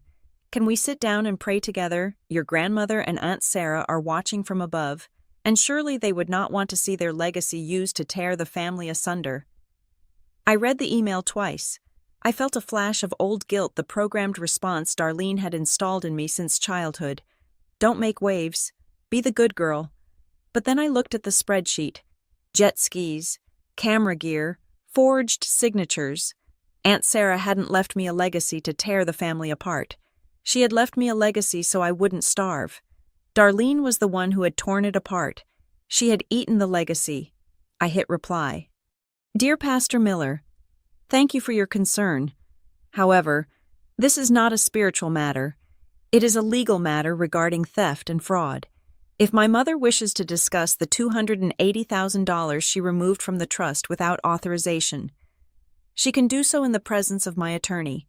Please do not contact me regarding this again. I hit send. I was done honoring thieves just because they shared my DNA. Friday morning was the deadline. 48 hours were up. At 8:55, 5 minutes before the deadline, Marianne called me. We got a response, she said. And They folded, Marianne said. They chose option 3, mediation. They want to settle. Of course they do, I said. They know if we go to court, the DA gets involved. They have hired a lawyer, Marianne warned. A guy named Fletcher. He is a strip mall generalist. Mostly DUIs and divorces. He is out of his depth with trust law. But he will try to bully us. He is asking for the meeting to be held at his office. No, I said instantly. Not on their turf. Agreed, Marianne said. I have already booked a conference room at the downtown mediation center. Neutral ground, metal detectors at the door, no cameras, no phones. When? Monday morning, 9 o'clock. I will be there, I said.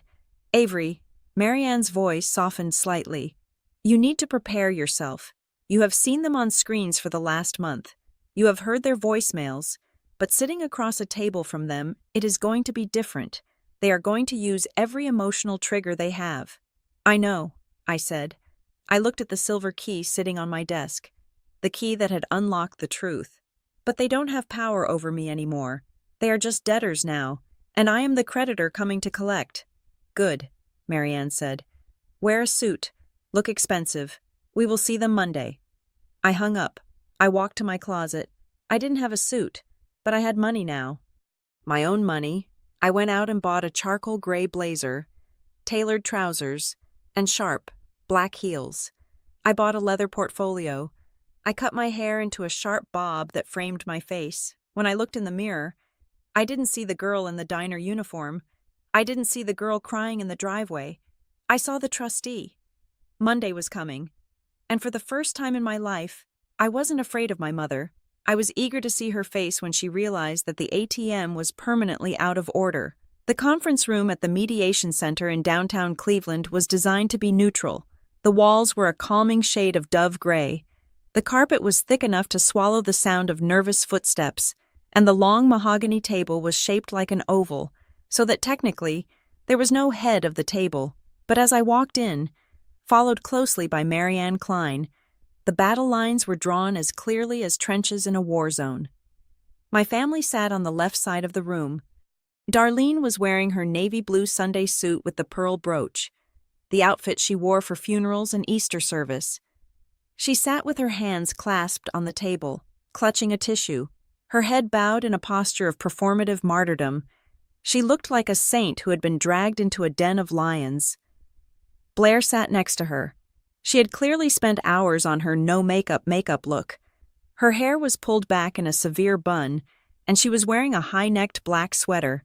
She looked less like a defendant and more like a celebrity facing a minor scandal, ready to cry on cue. She kept glancing at the blank wall, as if looking for a camera that wasn't there. And then there was Gavin. My brother looked terrible. The confident, swaggering mechanic who had kicked my clothes into a puddle was gone. In his place was a man who looked like he hadn't slept in 72 hours. His skin was sallow, his eyes were bloodshot, and he was wearing a dress shirt that was too tight at the neck, likely the only one he owned. He was tapping his foot rapidly against the table leg, a nervous tick that vibrated through the floor. Please, take a seat, the mediator said. He was a bald man with tired eyes named Mr. Sterling. I sat down. I placed my leather portfolio on the table. I didn't look at Darlene. I didn't look at Gavin. I looked straight ahead at their lawyer. He was a man named Fletcher, wearing a suit that was slightly too shiny and a tie that was too loud. He smiled at me, a greasy, condescending smile. Well, Fletcher began, leaning back in his chair, we are all here. Before we get into the heavy legal jargon, I just want to say that my client, Mrs. Barnes, is heartbroken that it has come to this. This is a family matter. It is a misunderstanding between a mother and daughter. We really feel this shouldn't be in a legal setting at all. Marianne didn't smile. She didn't lean back. She opened her file folder with a crisp snap. Mr. Fletcher, Marianne said, her voice cool and sharp as a scalpel. This ceased to be a private family matter the moment your client set up a professional lighting rig in their driveway and broadcast the eviction of my client to 3,000 strangers. They took it to the court of public opinion. We are simply bringing it to a court of law. Darlene let out a small, strangled sob into her tissue. I was just at my wit's end, she whispered. A mother can only take so much. Let's stick to the agenda, Mr. Sterling interjected gently. We are here to discuss the accounting of the Sarah Jenkins Trust and the alleged misappropriation of funds. Fletcher cleared his throat. Right, the trust. Look, Mrs. Barnes admits that the paperwork might not be perfect. She is a mother, not an accountant. She used the funds available to her to keep the family afloat, to keep the house running, to feed Avery when she came crawling back home with no job. Darlene looked up then, her eyes wet and pleading. I paid the electric bill, she said, looking at me. I paid for the water you used for your long showers. I bought the groceries. You didn't pay rent for the first month. Avery, I carried you, just like I carried you for 18 years. And now you are counting pennies. You are suing me for keeping a roof over your head. It was a good performance. It was the speech she had used to control me my entire life. I sacrificed for you, so you owe me your silence. We are not talking about pennies, Mrs. Barnes, Marianne said. We are talking about $280,000 in storage unit revenue over 3 years, and a $100,000 business loan taken out in Avery's name without her consent. That is nearly $400,000. That is a lot of groceries. It went into the family pot, Gavin snapped, unable to help himself. His voice cracked. We needed money for the business. If the business fails, nobody eats. Mom did what she had to do. The business, Marianne repeated. She pulled a sheet of paper from her stack and slid it across the table. Is that what we are calling the 2 Sea-Doo jet skis registered to Gavin Barnes, or the $4,000 camera lens purchased for Blair B. Creative? Blair flinched. That was an investment, she argued, her voice shrill. My content brings in potential revenue. I was building a brand. You guys don't understand how the creator economy works. And honestly, the hate I'm getting online right now because of you, it is toxic. I can't even post without people calling me a thief. I am the victim here. I spoke for the first time. My voice was quiet, but in the acoustically dampened room, it carried like a bell. You are not the victim, Blair, I said. You are the cinematographer. Blair's mouth snapped shut. And you? Mom, I continued, turning to Darlene. You didn't use that money to feed me. I worked double shifts at the diner. I paid you $400 a month. I bought my own food. You used that money to pretend you were rich. You used it to buy Gavin a lift he didn't earn, and Blair a career she didn't work for. I raised you, Darlene shrieked, slamming her hand on the table. The mask of the saint fell away instantly, replaced by the face I knew too well. I gave you life, you ungrateful little. How dare you sit there in that expensive suit and lecture me? You would be nothing without me. Mrs. Barnes, the mediator warned. She chose money over her own mother, Gavin yelled, pointing a shaking finger at me. Look at her. She is cold as ice. She doesn't care about us. She just wants a check. I didn't choose money, I said, looking Gavin dead in the eye. I chose the truth. You guys chose the drama. You chose the likes. You chose the performance. I am just finishing the scene you started. Enough, Marianne said. She held up a hand, silencing the room. We are done with the emotional appeals. We are dealing with facts, and the facts are damning. She reached into her file and pulled out a flash drive. She set it on the table. This, Marianne said, is the full, unedited footage of the night in question, recorded by your neighbor, Mr. Henderson. Darlene's face went pale. The red flush of anger drained away, leaving her looking gray and old. It captures the 10 minutes before the live stream began. Marianne continued. It captures you, Mrs. Barnes, instructing your children to bury the legal documents from Klein Associates at the bottom of the trash bag so Avery wouldn't see them. It captures you admitting that you had been managing the trust without her knowledge for years. It captures you discussing the plan to declare Avery mentally incapacitated to secure the remaining assets. Silence. Absolute, suffocating silence. Fletcher, the lawyer, looked at Darlene. He looked horrified. He evidently hadn't been told about that part of the story. We also have the forensic handwriting analysis confirming the forgery on the loan documents, Marianne added, stacking another paper on the pile. And we have the bank statements showing the direct transfer of funds from the trust to Blair's personal account and Gavin's business account. So, Marianne said, leaning forward, here is where we stand. We are not just asking for the money back. We are asserting that Mrs. Barnes has committed fraud. Now wait a minute, Fletcher stammered, trying to regain control. We can work out a payment plan. My client can liquidate some assets. We can structure a repayment over 10 years. There is no need to destroy her reputation. Reputation? I asked. You mean the reputation she has with the church group, or the reputation she has with the bank she defrauded? We are willing to offer a settlement, Fletcher said, sweating. Darlene stays on as trustee, but we implement a strict oversight committee. She pays back 50% of the missing funds over 5 years. We forget the criminal charges. Marianne smiled. It was a terrifying smile. No, she said. She opened the trust document, the original one, signed by Aunt Sarah years ago. She flipped to the back, to a section that had been flagged with a red sticky note. You see, Marianne said, Sarah Jenkins was a shrewd woman. She anticipated this. She anticipated that Darlene might struggle with the responsibility, so she included Article 9, Section C. Marianne read aloud, her voice clear and precise. In the event that the trustee is found to have willfully concealed the existence of the trust from the beneficiary, or has used trust assets as collateral for personal debts without the express written consent of the beneficiary, the trustee shall be immediately removed. Furthermore, any debts incurred by the trustee in the name of the trust shall become the personal liability of the trustee, and their interest in any shared assets within the trust, including real estate, shall be forfeited to satisfy the debt. Marianne closed the folder. Translation, Marianne said, looking at Darlene. You don't just owe the money back. You just lost your house. The room seemed to tilt. Darlene stared at Marianne. Her mouth opened and closed, but no sound came out. She looked at the house she had lived in for 30 years, the house she had lorded over me, the house that was her fortress. You can't take my house, Darlene whispered. I own 30% of it.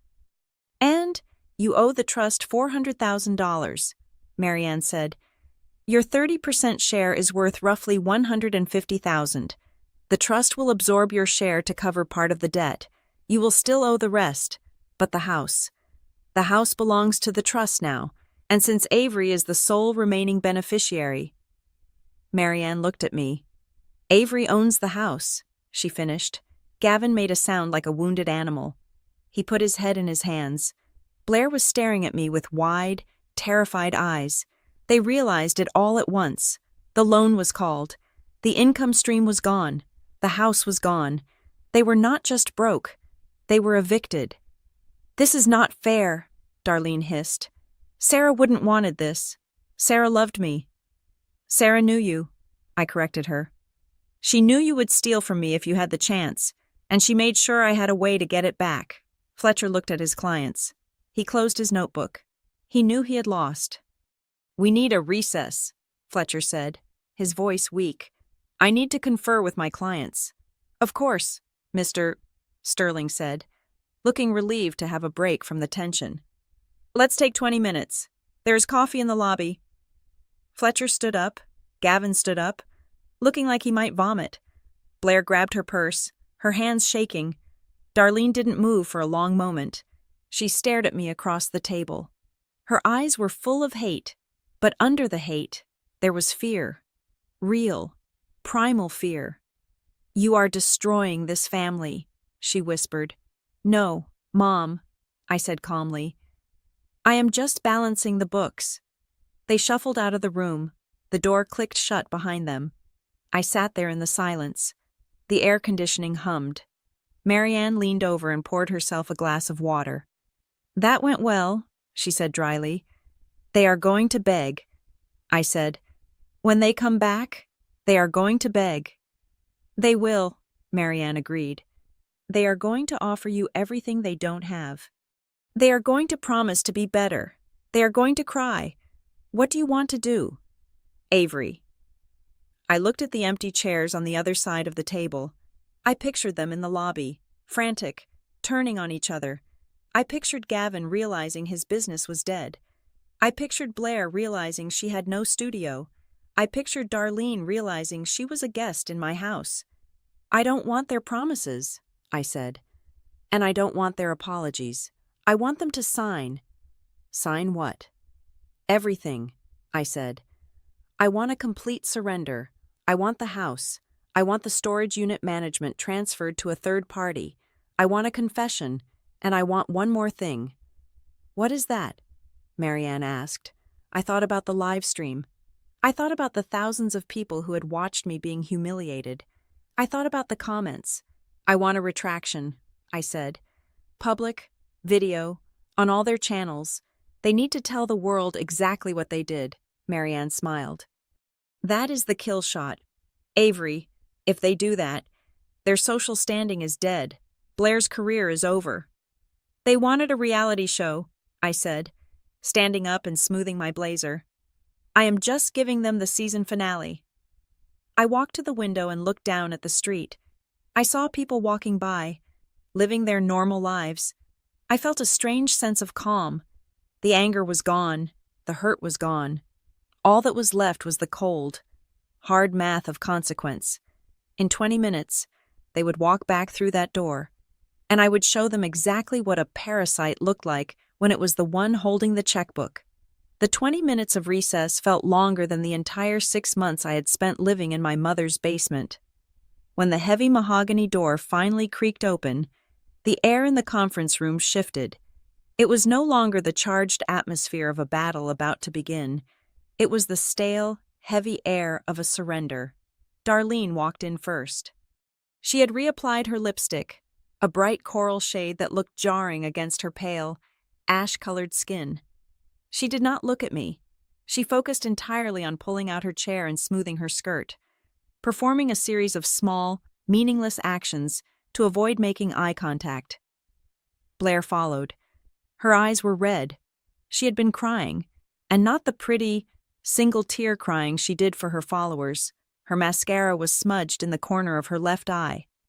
She slumped into her chair, clutching her phone like a lifeline. Though the screen was dark, Gavin brought up the rear. He looked like a man walking to the gallows. His shoulders were hunched, and the arrogant swagger that usually defined him had evaporated, leaving behind a scared boy in a cheap dress shirt. They sat. Their lawyer, Fletcher, cleared his throat. He shuffled his papers, looking for a way to spin a complete defeat into a strategic withdrawal. We have discussed the situation, Fletcher began, his voice lacking its earlier bluster.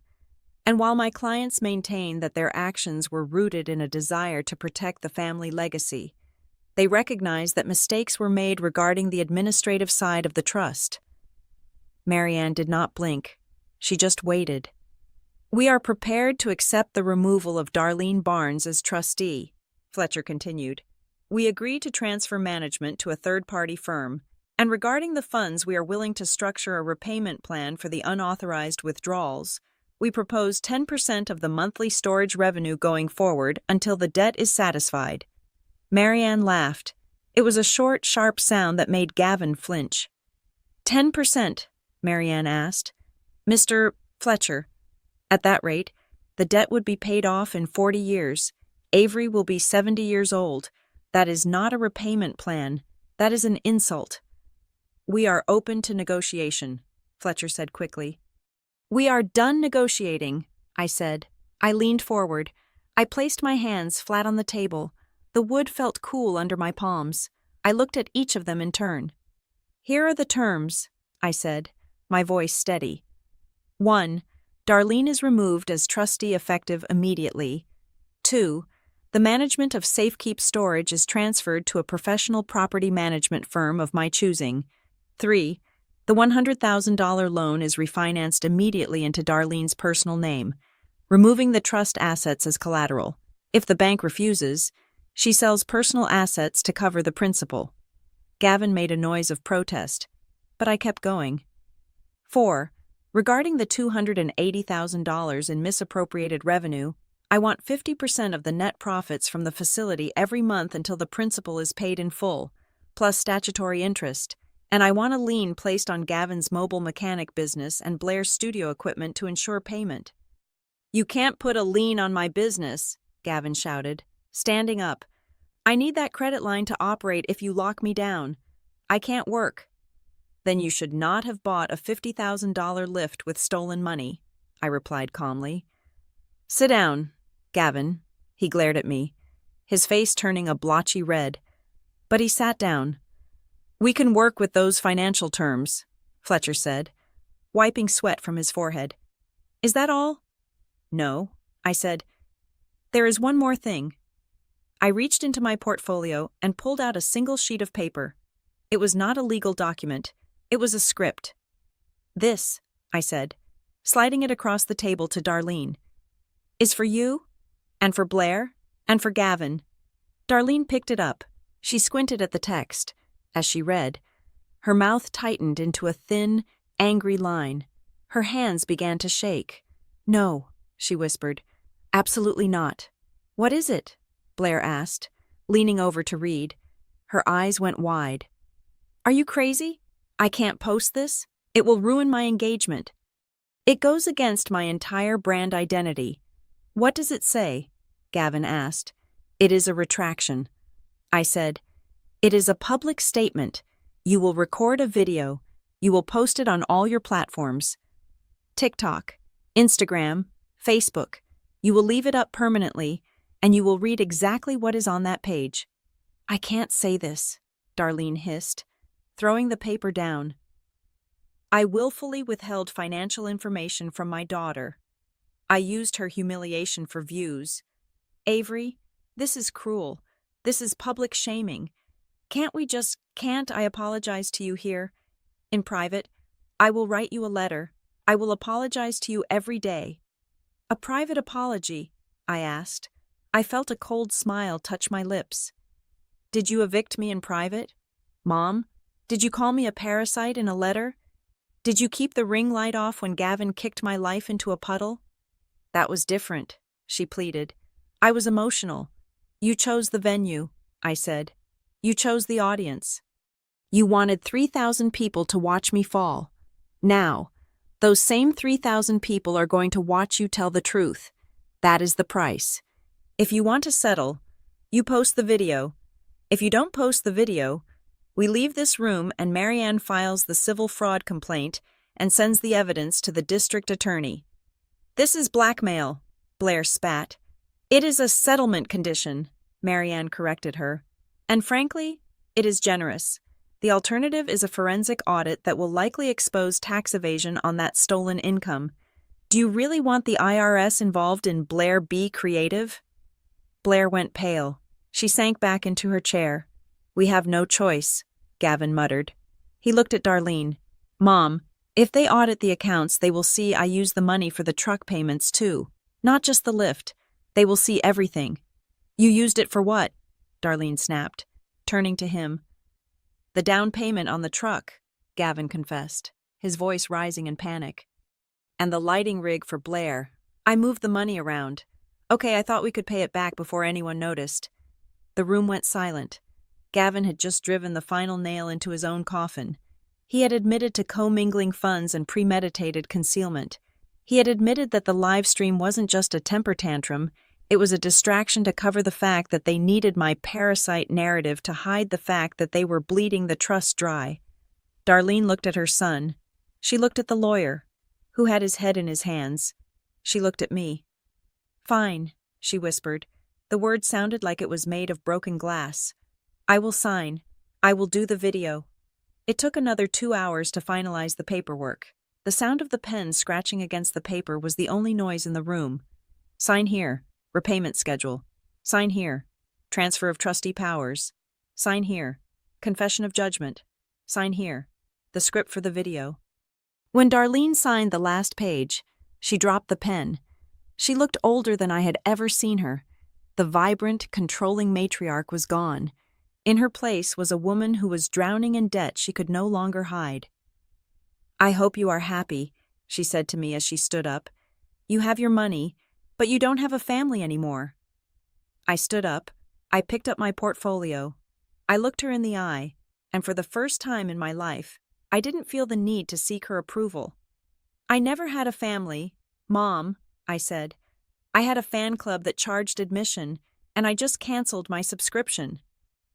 I walked out of the room. I walked out of the building. I stepped onto the sidewalk in downtown Cleveland. The air was cold, but the sun was shining. I took a deep breath, and my lungs filled with oxygen that felt cleaner than anything I had breathed in years. 3 days later, the notification popped up on my phone. Marianne had given them 72 hours to post the video. They had waited until the 71st hour. I sat at my oak desk in Dayton, a cup of coffee in my hand, and clicked the link. The video was posted on Blair's main account. There was no ring light this time. The lighting was harsh, the overhead kitchen light casting long shadows over their faces. They sat on the couch, Darlene in the middle, Gavin and Blair on either side. They looked like hostages. "Hi, everyone," Darlene began. She was reading from a cue card held off-camera. Her voice was flat. "We are making this video to correct some statements made in previous posts regarding my daughter, Avery." She swallowed hard. "We wrongly accused Avery of being a financial burden." Darlene read, "The truth is, Avery was the primary beneficiary of a family trust that I was managing. I withheld information about this trust from her. The lifestyle we displayed on this channel was funded in part by assets that legally belonged to her." Blair took over, her voice barely a whisper. "We created a narrative that was false for the sake of content. We deeply regret the harm we caused to her reputation and her livelihood." Gavin mumbled his part, looking at the floor. "We are taking steps to repay what is owed and have transferred management of the family assets to a third party." The video ended abruptly. No music, no like and subscribe, just a black screen. I scrolled down to the comments. The internet, which had been so quick to tear me down, was even quicker to turn on them. The pivot was brutal. User 77. "Wait, so you guys were the parasites. The irony is insane. Create with Kate." "Unfollowing. Imagine stealing from your sister and then making content about how broke she is. That is evil." Brandwatch. "This is why transparency matters." Blocked. Within 24 hours, Blair lost 4 major brand partnerships. I saw the emails because Marianne had subpoenaed her business contracts, and the termination notices were forwarded to us as part of the asset monitoring. One skincare brand cited violation of moral clause as the reason for dropping her. Gavin wasn't spared. The bank, seeing the public admission of financial mismanagement, accelerated the call on his loans. He had to sell the new truck and the jet skis at a loss just to keep the garage doors open. He laid off his 2 assistants and was back to turning wrenches himself, working 12-hour days to make the restitution payments to me. And Darlene, 2 weeks after the settlement, I received a notification from the new property management company. A deposit had been made into my account. Deposit $5,000. Source sale of personal property. Darlene Barnes. I found out later from Mr. Henderson, the neighbor, that Darlene had sold her diamond engagement ring, the one she had always sworn would stay in the family forever. She had sold it to a pawn shop to make the first payment on the debt she owed me. The woman who had thrown my life into the trash was now selling her own history to pay for my future. I closed my laptop. The sun was setting over the river in Dayton, casting a golden light across my apartment. My desk was clean. My phone was silent. I had no unread messages from family members demanding money. I had no anxiety about where my rent would come from. I had my job. I had my home. I had my name back. I looked at the silver key, which now sat in a small velvet box on my shelf. I didn't need it anymore to access the money that was all digital now, but I kept it as a reminder. It was a reminder that sometimes, when people try to bury you, they don't realize you are a seed. They threw dirt on me. They rained insults on me. and they thought I would rot. Instead, I grew. I took a sip of my coffee. It tasted perfect. They could keep their likes. They could keep their views. They could keep their drama. I had the receipts, and for the first time in my life, the ledger was balanced. Thank you so much for listening to this story. If you enjoyed seeing justice served, please let me know in the comments where you are listening from. I love hearing from you guys. Don't forget to subscribe to Maya Revenge Stories, like the video, and hit that hype button so we can share this story with even more people.